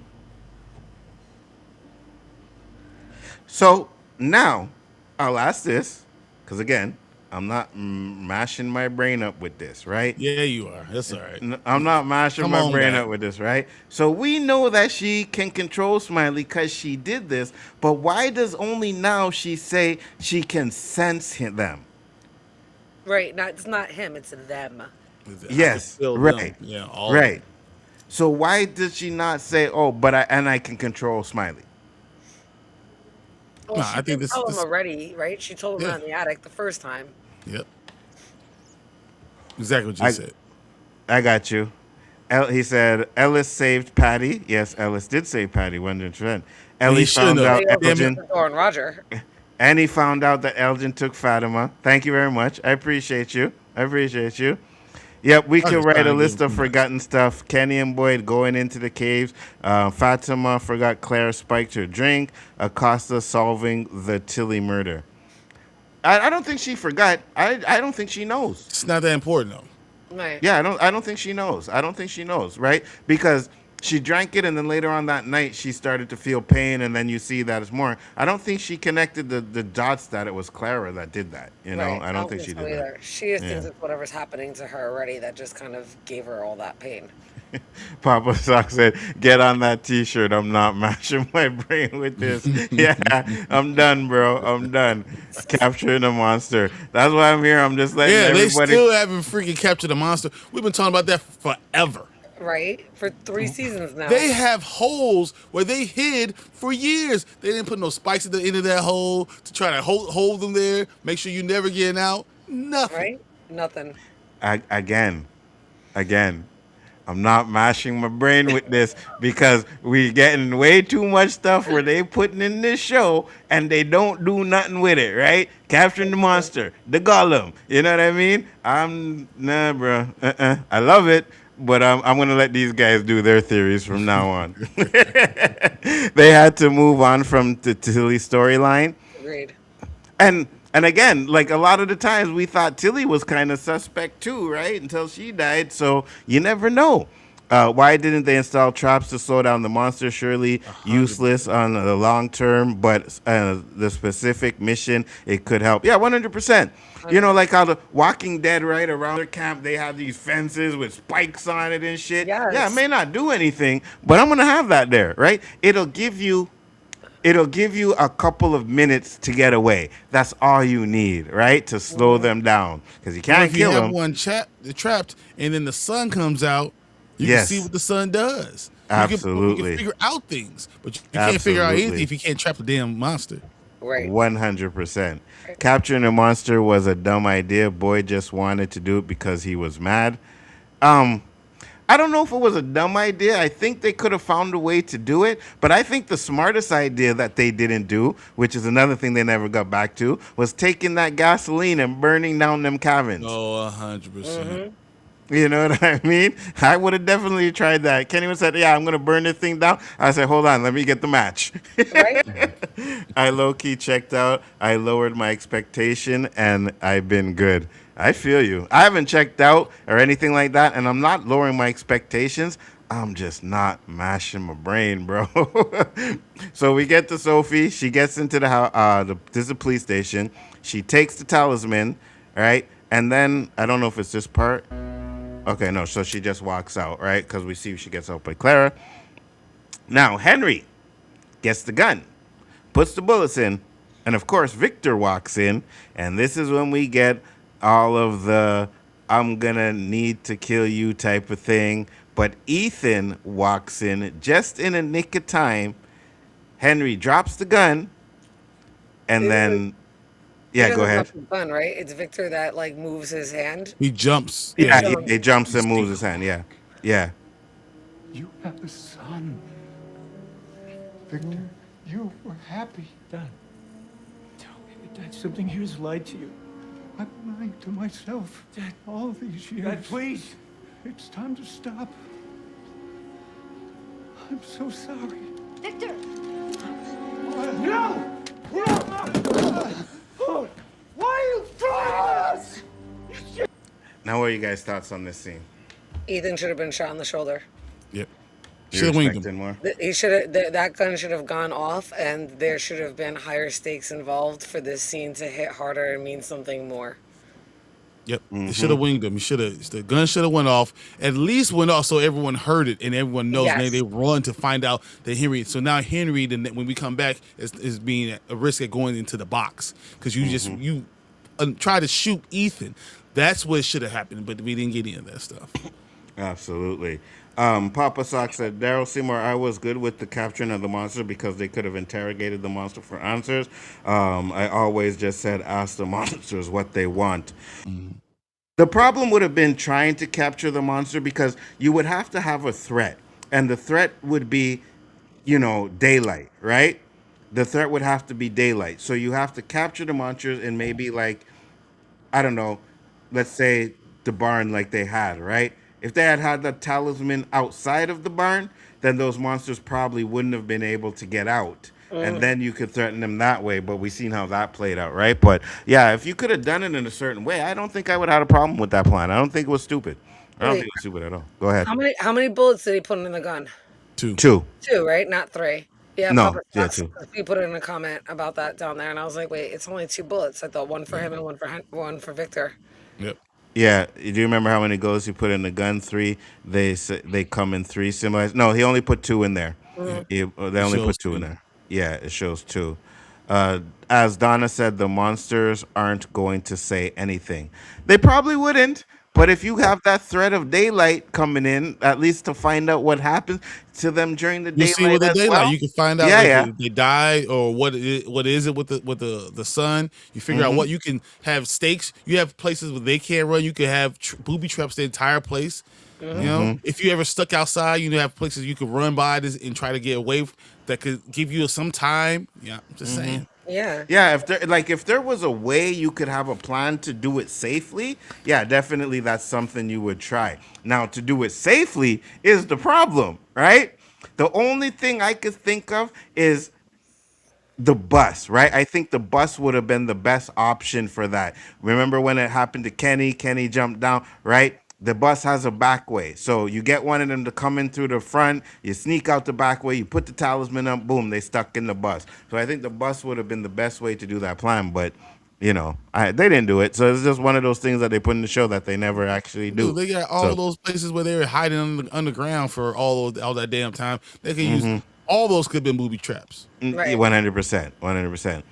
I don't know right now. I don't know it. You talked about Clara. She deserves a punishment. She did too much dirt. Oh, Clara's definitely going to get hers.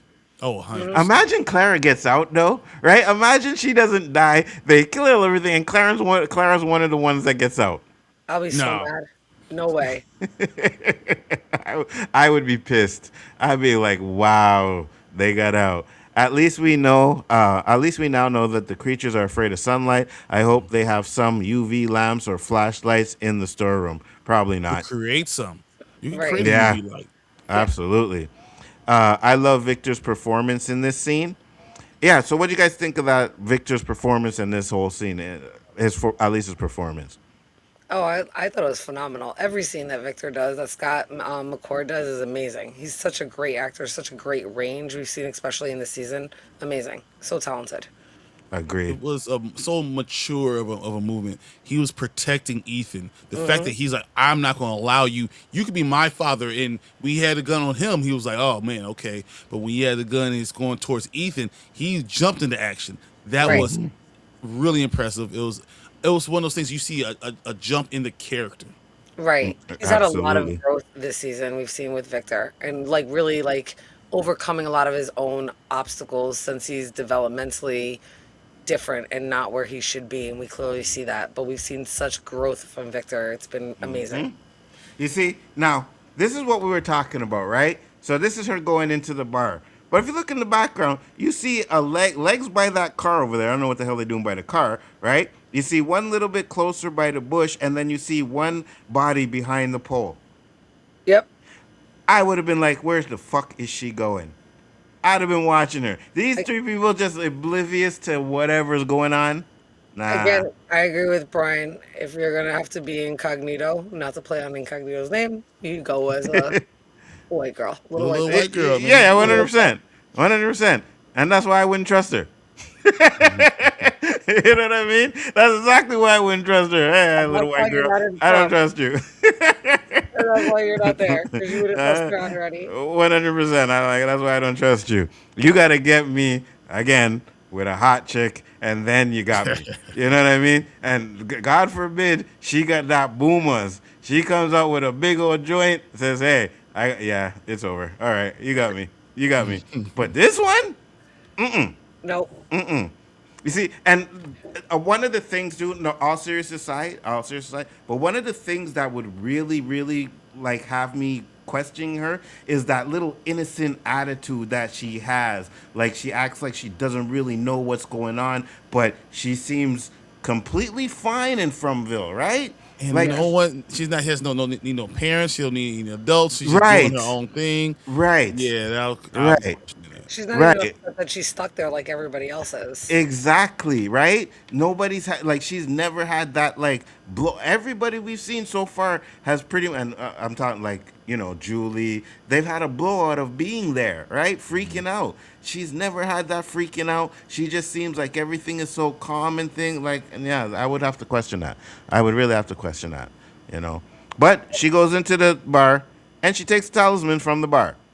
And then Clara walks up, and we see that Clara shakes the bag because she has the rest. Good girl. Hold on, let's go back because you said you kind of counted it. You counted when she jumps in, drops it When into she the drops them tree. at the end. Oh, okay. When she drops them in at the end. Did you get them? Yeah, Clara got to get it, but I have this funny feeling that Clara might be one of the last ones standing. I really do. I don't know why, but it would just be like crazy if they did something like that. Disappointing. Very disappointing and crazy. But yeah, we get to Boyd, Fatima, and Ellis, and they decide that they're gonna go in down there. And so, this is what Fatima says. So how does this work? I'm not sure. It's a little different every time. So every time she kind of has something, it's a little bit different. I think because I guess with the man in yellow's blood, it's getting stronger Just and faster. stronger, Yeah. faster. Yeah. So that's why it's Right. different every time. So he says, if you guys see anything, you better run. And then they go inside. And as they go inside, you see that they're digging up the bones or whatever. They're digging up to try and get The out. slowest But- way possible. Right? and having conversations, right? Boyd goes and looks at them, and she picks up the skull, and of course, the first one she picks up, and she's like, "Oh, this It's is ours. We're not doing anything. We're just looking at this skull and knowing that it was ours." And they actually do play the Ankui theme in this song too. But what did you guys think of this part? I don't, because we didn't really get much from this scene, I thought it was pointless. Mm-hmm. Brian? Stupid. It was stupid. It was pointless. I'm like, why? We don't need to know that. We already know she figured out who her daughter was. Doesn't fucking matter what skull it is. Why are you I mean, worried about maybe this damn school? We got 2 kids out there trying to find out where the hell you are. word. Flip You that know shit what I'm over and start using it to dig. It's a really good shovel. Come on. you know what I'm saying? Like, really, you stopping to be like, oh no, this is our daughter. Like, oh, this is our like. I Yeah. get it, right? But this is not your real. This is your past life, Yeah, right? you don't You have you So don't have have time to be emotional right now over this yeah, shit. you have more connection to your real kids than you have with this. The thing is getting back to your kids and digging that tunnel. And we were screaming on that stream last night. Go back and watch it because we were drinking as well. So we were kind of like, you know what I mean, having some fun. But he Yeah. said, I'm still scared. I'm still scared for the parents so far. There are 3 parents and children in Fromville. Might still be a sacrifice on the table. Could be. Daryl said, hope not. There's Sophie only one just set. picking up They're still flowers. missing a set of bones. Could be. Well, you know what, Daryl? I want to verify that she is just picking up flowers, okay? I want to make sure that that's exactly what she is doing. I am following her. No, 100%. I don't know, but it's kind of like the same idea as like if you're in a building all alone and you see an elevator open, you see a little white girl just sitting in the elevator.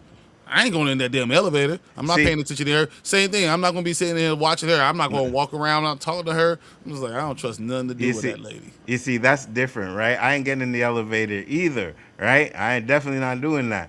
But if I know we're in a town and something's suspect, yeah, I'm putting on my ninja skills, bro. Right? I'm telling you.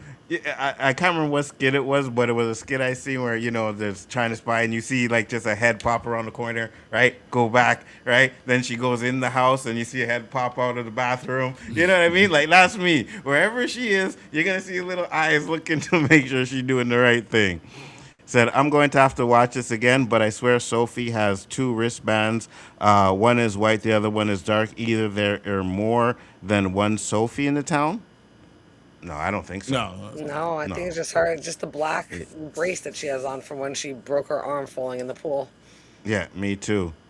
Tabitha and Boyd will have to sacrifice their children to get home. You think so? He's talking about it, Boyd, Tabitha, and Henry. And Henry? And Henry? I don't know. Then they ain't getting home? Go ahead. I heard somebody's theory. It's not mine. I read it somewhere that they said in order to get home, they're gonna have to recreate the sacrifice and sacrifice Ethan, or one of them would have to sacrifice their child in order to break the curse to add the 8th child in, to get those bones to break the curse. And I was like, really? I can't see them doing that again. The point Me is to neither. save the kids. I can't see them having to sacrifice kids again to save them. Me neither. I would more like Brian's idea is if, you know, Eloise bones are somewhere and they need those bones as the 8th. Because she's You know another what I mean? sacrificed child, that another child between, of Miranda that was sacrificed so you could use those bones and that'd be the 8th set of bones. Hey, Daryl, any ideas on who the 3 are here? They come for 3, or are we done with that? Honestly, I think we're done with that. I don't know, but yeah, I think we're done with that. I think now they're moving on, and I think the biggest thing we're gonna get next season is the spider. Now, I'm gonna say this: we may get the spider, but we're not getting the spider throughout the whole season. Let's not think that, because they're probably not gonna spend that budget for that, right? Right. So we'll get glimpse of it, maybe if anything, every now and then. But I don't think we're gonna be getting this We'll huge. get other small spiders. So, I think they will get like, tarantulas, whatever, going throughout, and then that kind of leads it to a big spider. Big spider, yeah. We're not gonna see like a huge spider throughout the season running around the town killing people. It'd be nice, but we ain't seeing that. And I think the next season also have the quest for the Lake of Tears, so we'll see that. Yes. And possibly the flood. Yes. Boy. So the next season is definitely the quest for the Lake of Tears, because they're going to figure out what to do with the bones, right? And they're going to have the quest for the Lake of Tears. And we are definitely going to get maybe even a full episode, like they did in Lost, a flashback to the original timeline. We're going to get that next season. But you need that Julie with the Nkui kids. You need that. 100%. So I do think we're going to get that whole flashback of that. If we don't, will you guys be disappointed? Yes. Yes. It'll be something that's untapped. Yep. Like let's say they don't give us like okay, so like in Lost, you had that one episode, like the whole episode was just a flashback. We learned about Jacob. We learned about. Do you want a whole episode like that, or what if they just do it in like how they've been doing it with little things here and there sprinkled throughout the season? I still need to see the scene of like the original ritual. Mm-hmm. So as long as I get that, how like a couple of minutes of that, right? I guess I would be satisfied. I would prefer like an episode or at least a good chunk of things shown. But at least if I get to see the actual ritual, right? I guess I would be more I'll still be satisfied. But I want to see like how more than that, like how it played out, like seeing how Yeah, they were there. absolutely. You know what I mean? How he convinced them to do it, right, and stuff Yeah. like that. I would love to Yeah, see the all of that friendship too. that he obviously has. Yeah. With that, like, I want to see how the original people, how they got there, what made them need to call upon the entity to make this deal. Like, we need to have that understanding. We're making all these guesses that they needed to do this in order to survive because they were at a crossroads, right? What was the crossroads of their survival? Like, can you give us some more answers so we can understand why people would make this choice? And I think they can do that with a simple Julie story walk, right? She story walks to that time. Now, obviously, she has to probably be incognito or whatever. Maybe you see her as like, a townsperson dressed up. She takes it in. She's going around town and figuring out what's going on and stuff like that. So they could easily do that with a story walk in a Julie, and then it ends with her giving the kids the hope. So that ties into the stuff that we said already before about that. So yeah, that makes a lot of sense. Papa, there were 3, Julie, Marley, and Randall. It's about the nursery rhyme. We'll learn about that next season. You think we're going to learn more about that?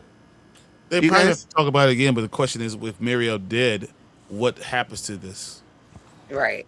How that affect? Yeah.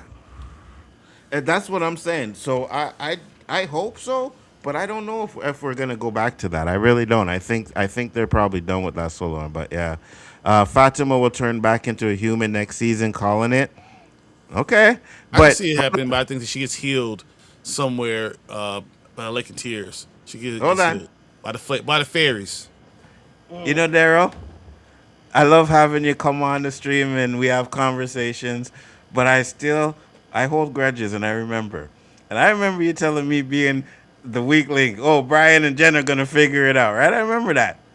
But I also Well, now remember you're going to be the weak link because you're not going to tell. Hold- You're not theorizing anymore. Now you're being the weak link. Yeah, 100%. You guys call me the weak link now. 100%. 100%. This show has kept me up at nighttime way too much. I'm not doing that no more, right? So you call me the weak link now. But you called something like last week too, Daryl. You said, "Oh, we're gonna see Eloise in the last episode." I'm calling it, and Papa Sox says, "Wait, is Eloise dead now?" Yes, Eloise is dead.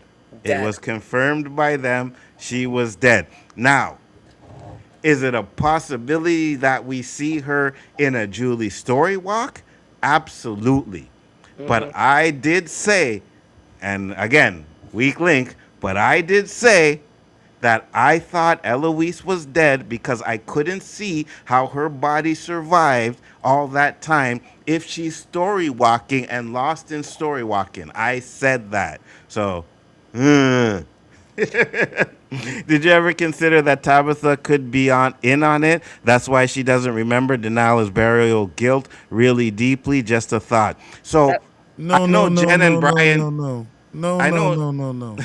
I know Jen always said that she thinks that Jade and Tabitha could be the bad guys. So you can elaborate on that, Jen. Yeah, I think actually that the OG Tabitha, I agree. Like she doesn't remember because I think she might be a witch and called upon the entity to make the deal and convinced everybody to go along with it. And her husband at the time, right? Not soulmate, husband, kind of like went along with it. But like at the last one was like, I can't do this. And agreed. And she kind of agreed. And they broke away from the original ritual and decided to create their own because she has witch powers and it was able to do something to change it so that they can keep coming back in order to fix what they started.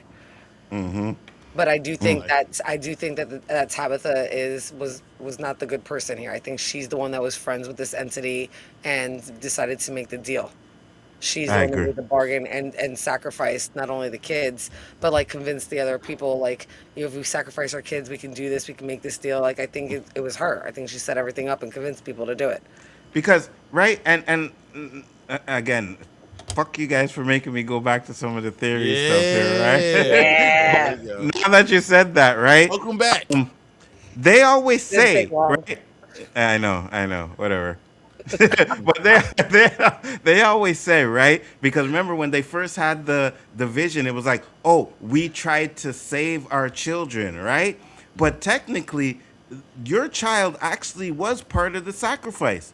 So Right. how did you actually try to save them? You know what I mean? And then who actually was the one that committed the sacrifice, right? Did you have to drink the blood? So I think we'll get all of that. But yeah, like you said, it's a possibility that the visions are kind of wrong, and we will find out that maybe Tabitha did have something to do it. And again, we do have that one vision, and I know later on they tell Jade to drink the blood, but his first vision of that one was drinking the blood from the skull, right?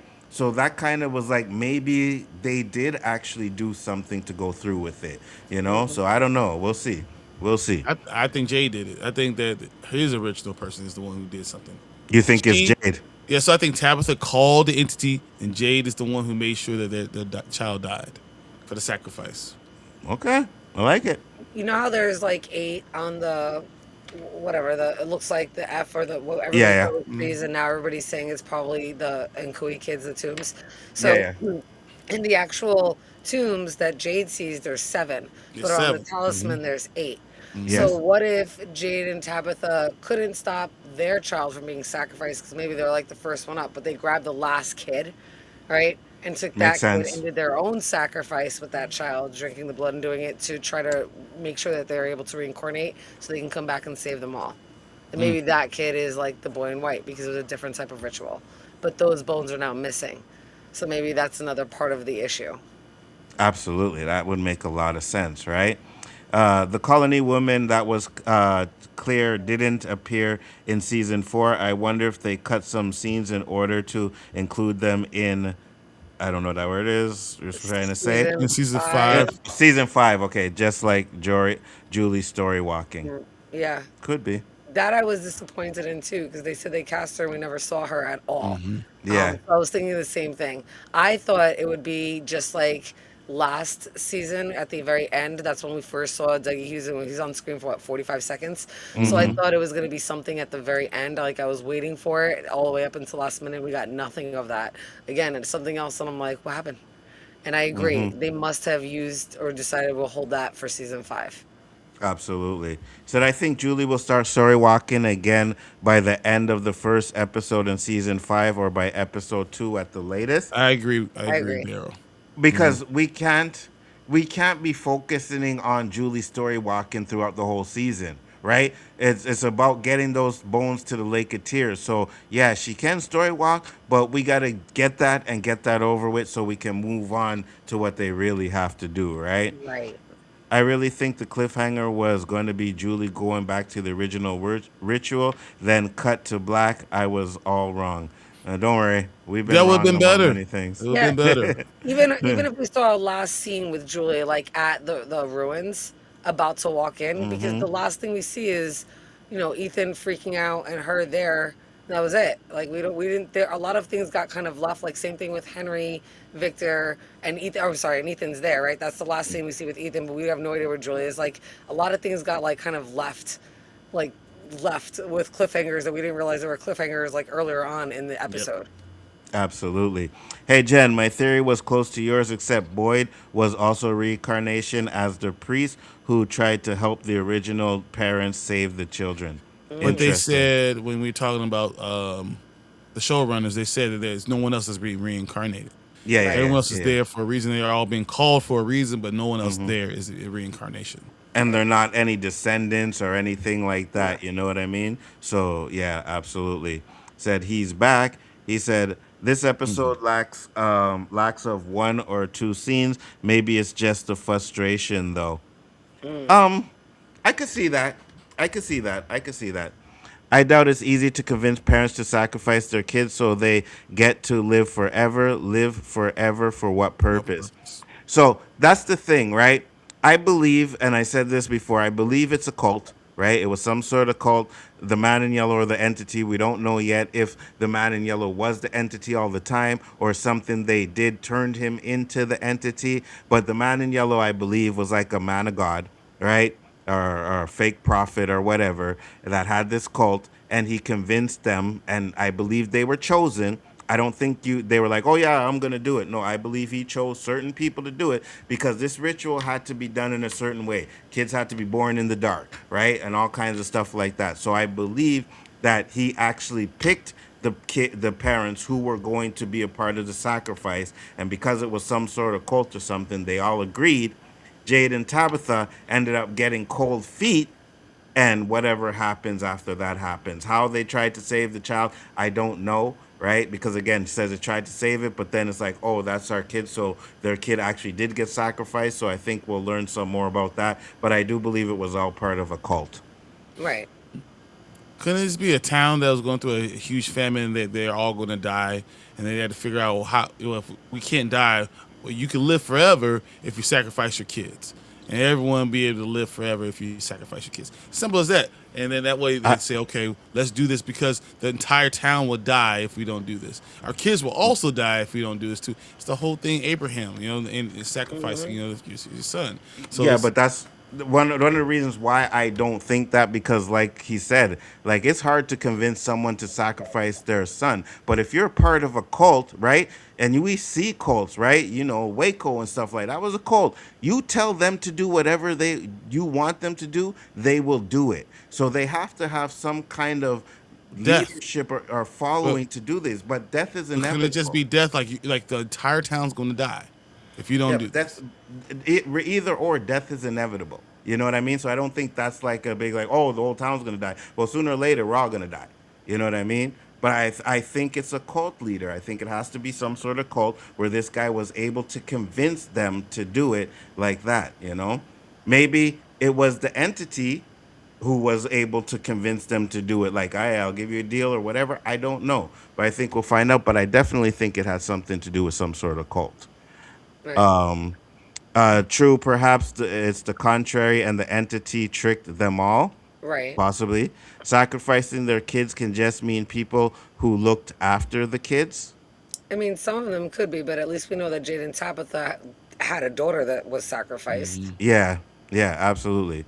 I will say after the finale, Boyd is brought to Frumville because he can make a miracle with limited resources. Yes. Season 5 will be called Mr. Fish and Loaves Cooks.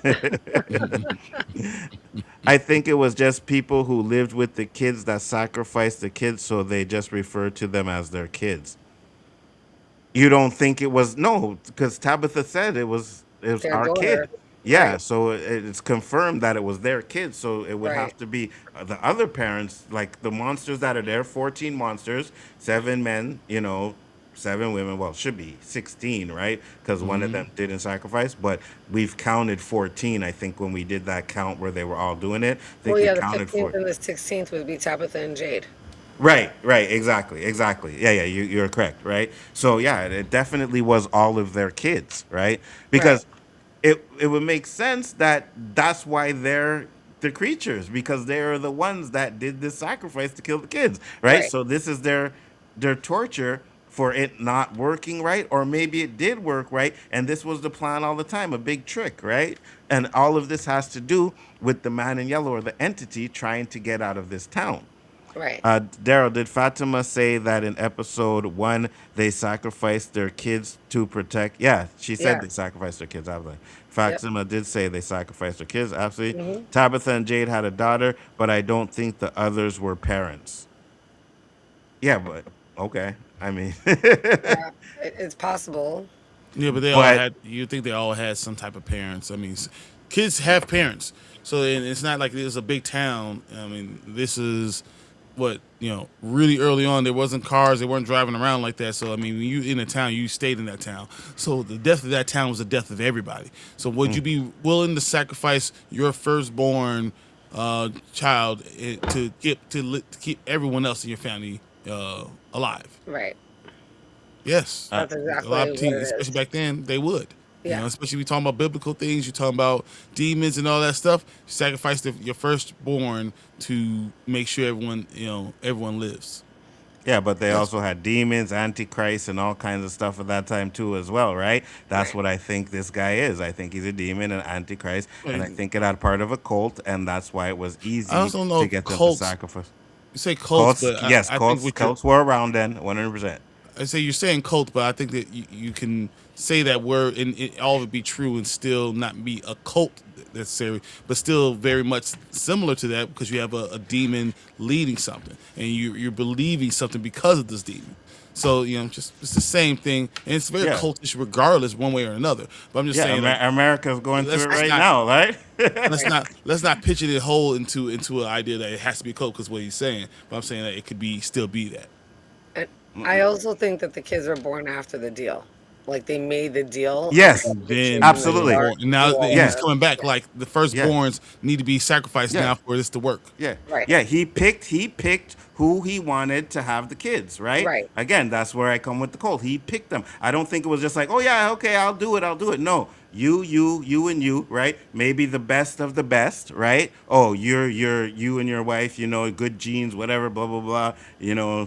So you guys are one of them, and you guys are one of that. So yeah, I do think they were picked, and they were picked to have the child to sacrifice. Right. Right. It wasn't like, oh, we're pregnant, or we're going to sacrifice. No, we're going to pick you guys. You guys are going to have a kid, and we are going to sacrifice that child. And if everything's built on ritual, I think that it had to be the parents that kill the child. It Yes, couldn't just be random people. I think if it's agreed. built on ritual, it has to be the parents. Agreed, 100%. I wonder if the benefits extends to grandparents since we have at least one grandmother monster. That's interesting. That's an interesting one. I can't explain it. And the black one, I can't explain it. Now, we haven't seen the black one again, right? No. But we've seen the black one. I can't explain it. Continuity issue, I guess. I don't know. She was on the boat when they got there, guys. I don't know. Maybe she was the one that was the Fatima of that period, right? Because there ain't no black and Kui kids, at least from now what it looks like. So she wasn't part of the sacrifice. I don't know. He said, "Hey, panel, stop fighting. Y'all pretty. We're not We're fighting. all pretty. We're not Oh, fighting." pretty. Victor did say the kids were born in the dark. Yeah, absolutely. Kids were born in the dark and they were sacrificed in the And the dark, Stark right? Festival Dark. Yep. Yeah. So we get to Tabitha. She's picking up the bones, right? Boyd comes in, and of course we get the bones. Boyd shooting the bones finally because, Common sense kicked in. yeah, exactly. You know what I mean? Listen, I could understand if Boyd hit a big fat spliff before he got in there, right? Right. And you forgot he had a gun. But no, hold on, back up. I'm shooting these things. But they shoot him. They get out, and then as they get out, Fatima says they're here. She says, "What are you talking about?" She tells them to run, and I will play the scene.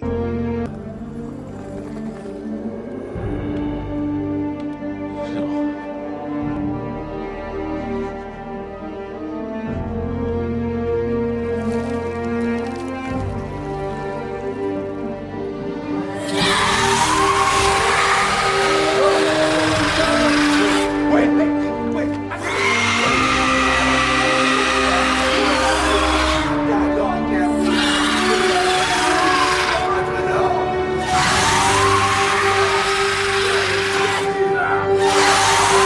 So they standing looking at her. They're not fighting or nothing. They're not fighting her. They're Right. standing and looking at her. I'm telling you, she has some control over it. The mother thing aspect. I really believe that's part of it.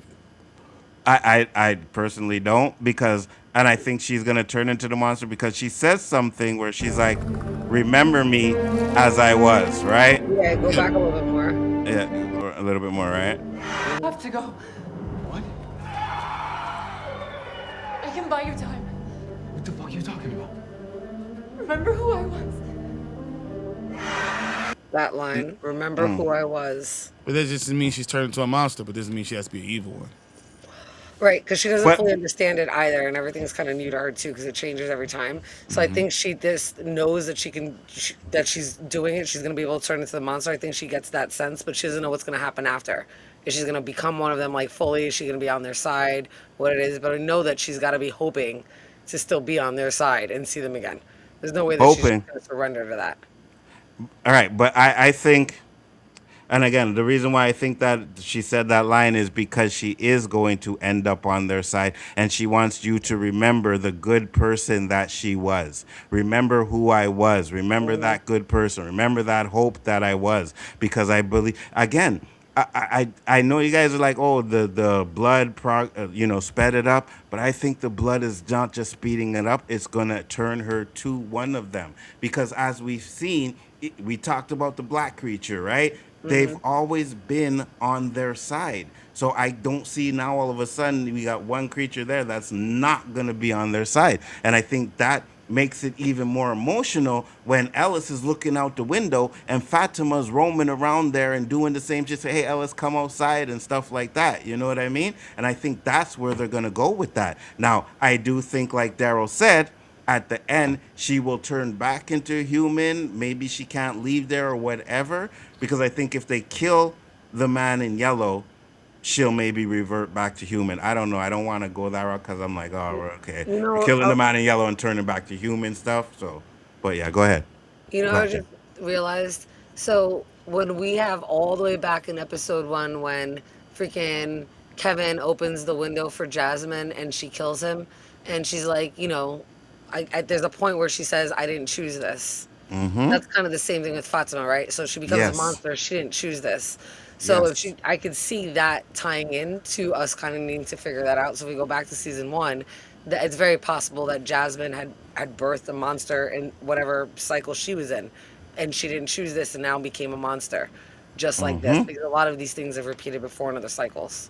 Absolutely. That's more where I'm going with it, Then right? I think now she's able to help them because she's not fully turned yet, right? And that's Right. why she's able to do that. But I think at a certain point, she's not going to be able to control that.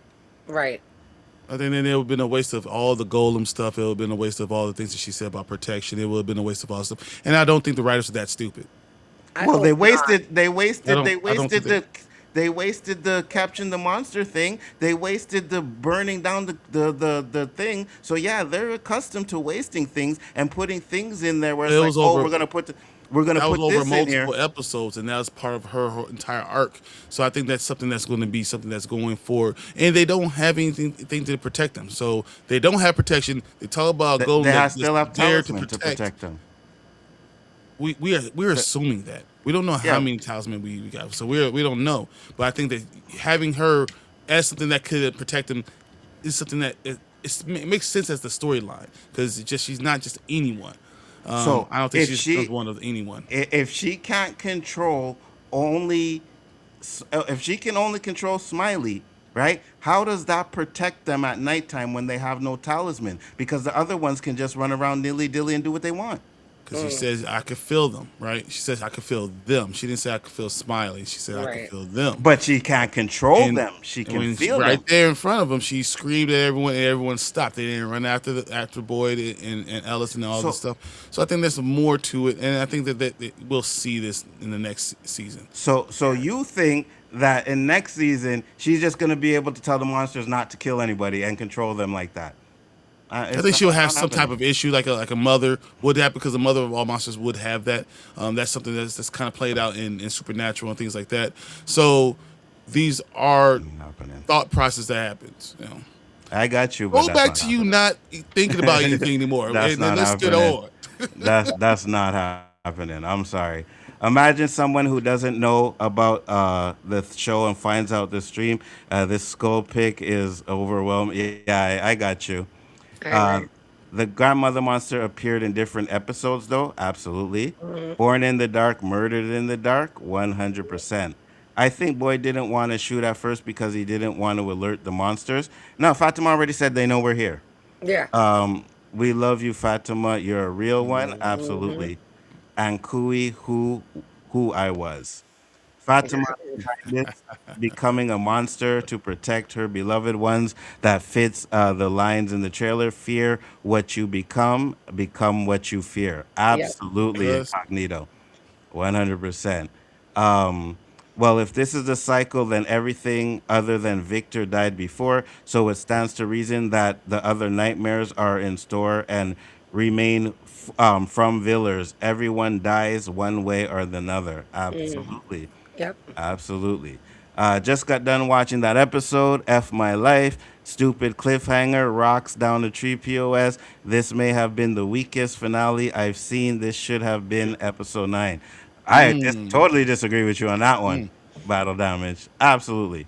It's Kenny no, it wanted. wasn't long enough, and I think that there's things that they could have done, and we could always talk about things that they could have done they didn't do. Right. But once again, they're the writers. I think they know where they're going. I Mhm. trust they know where they're going. So I'm even if I would want something more and want something to be a little bit different, as long as you give me a good story at the end of the day, I'm fine with it. Kenny wanting to go in the tunnels and Boyd wanting to capture a monster was the characters making dumb decisions because of their emotions. I don't think they were dumb. Burning down the tunnels wasn't dumb. That was a good idea. 100%. Let's see what happens if we burn these motherfuckers. Yeah. Yes.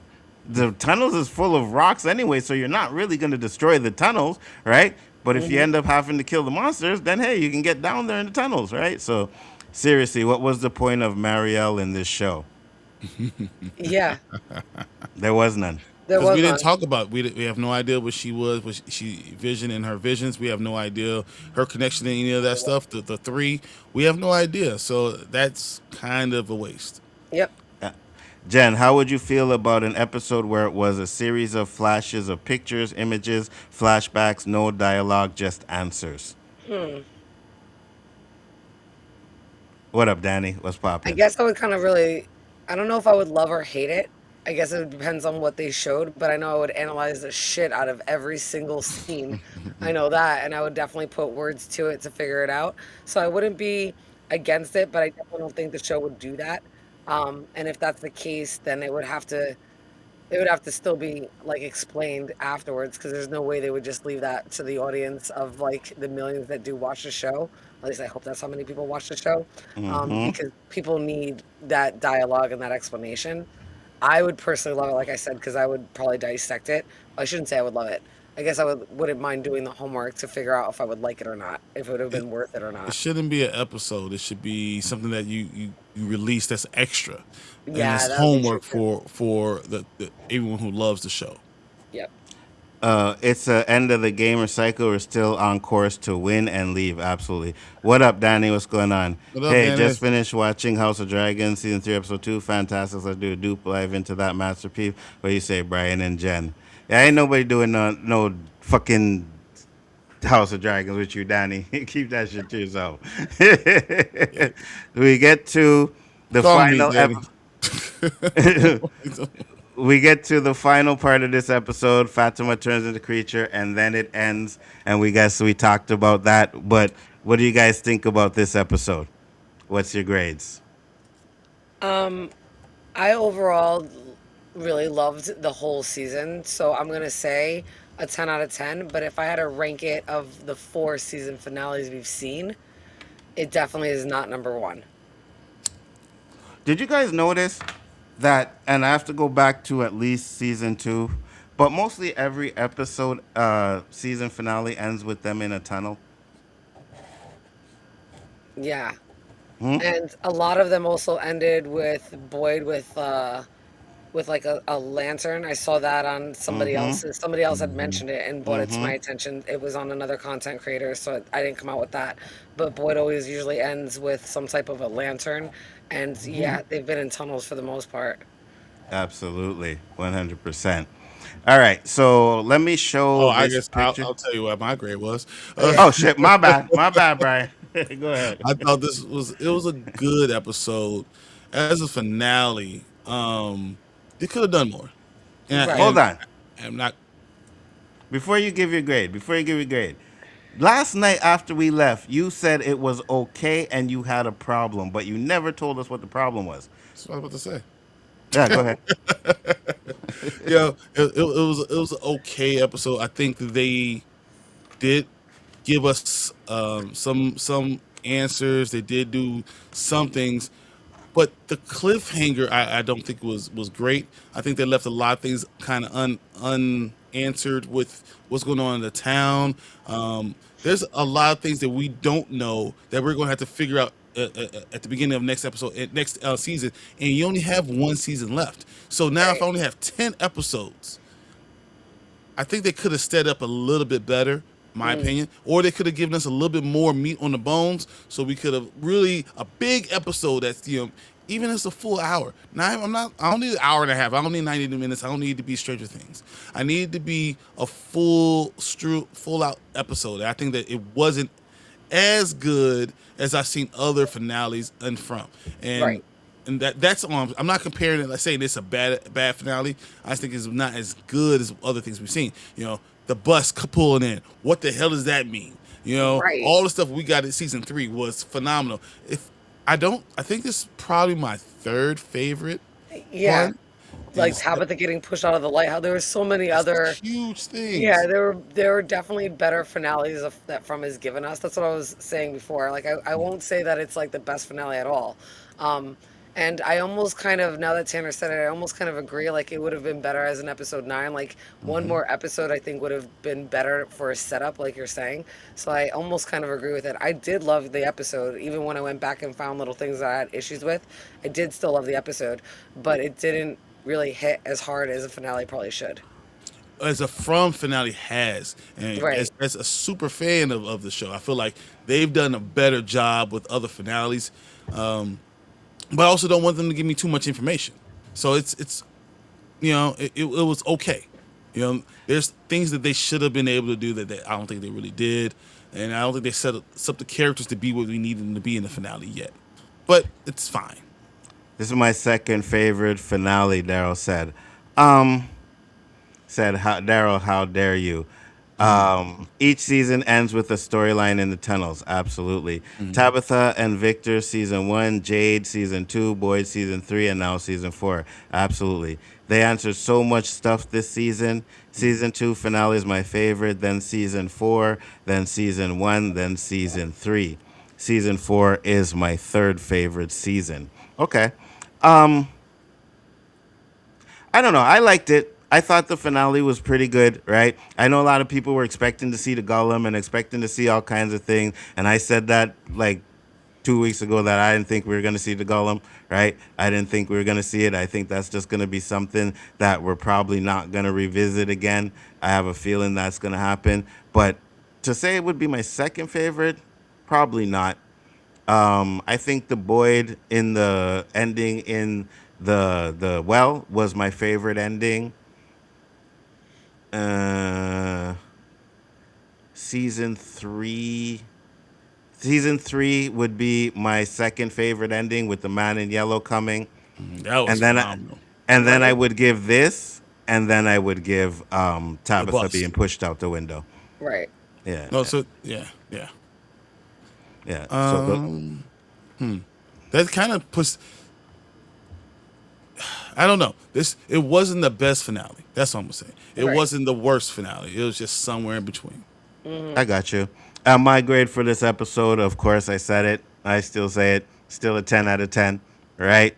Absolutely, 100%. Still a 10 out of 10. So I love this episode. And I was gonna say, Brian, I'll expect my comic, but I know you're sending me a package already, so we'll call it even with what you're sending me. We're good, right? You get your talisman. And then I'm going to send this one out for you, so you'll get that too by the time. I don't know. It might take like a week for you to get it, but.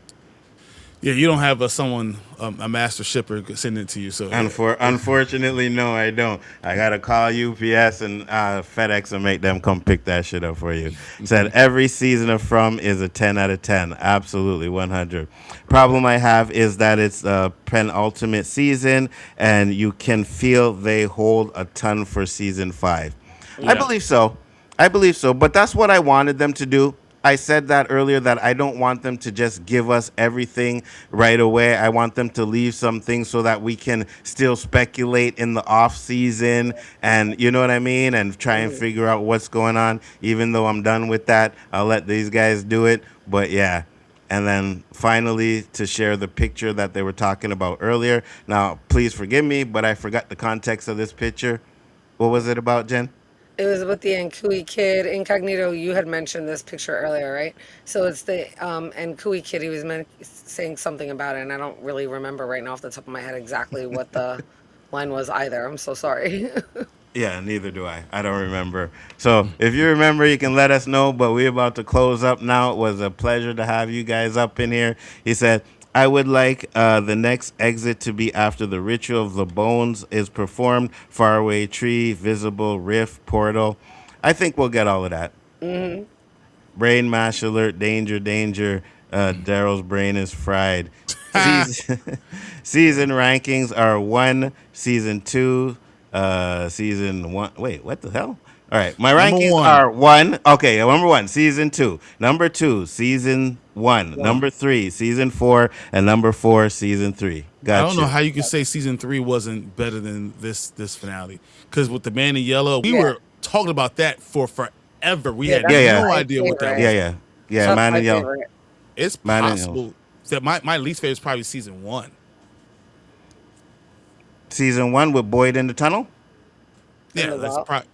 Have no idea. Like, I think that's probably my least favorite, even though it was great. Because I think all these are good. These are all good cliffhangers, whatever. But season 2 was amazing with Tabitha coming out of the lighthouse. We had no idea what the hell was going on with that. Season 3 was amazing with Jim, because we were talking about, is Jim still dead? What's going on? We were all talking about this. And in this one, I don't think we had that the same way, because we kind of already knew what was going to Fatima. So we knew something was going on. So it's like, it wasn't like this oh my God moment. And there's a lot of things that kind of left open-ended. So, you know, it is what it is, you know. I think it's only that oh my God moment because we all knew it was going to come because of the stupid leaks that we read, right? If we didn't know that, I think it would have been an oh my God moment 100%. But they did everything pretty much that we had in the links, so it was nothing that was surprising us when we watched the episode. This is why I wondered if we should have actually worried about those links or not. We should have messed with those leaks, you know? Yeah, if we should have messed with them. Papa, the threats in this show. Okay, let me get through his comments. Nothing wrong with threats as long as we get carried out. Yeah, absolutely. We're talking about the whole season. I got you. So many characters have been killed by the threats and from. Absolutely. So, well, go ahead. Look at the picture. So Incognito was saying, like, the Nkui kid looks like he has claws like the monsters. Oh, okay. I got you. Wow. I didn't even realize that, honestly. Yeah, it kind of does. Looks like long fingernails, though, but yeah. Yeah, kind of does. I wonder if they become, because they pulled out the faraway tree, imagine they become monsters too now? That's interesting. Could be. Well, we'll see. We got a whole year to wait.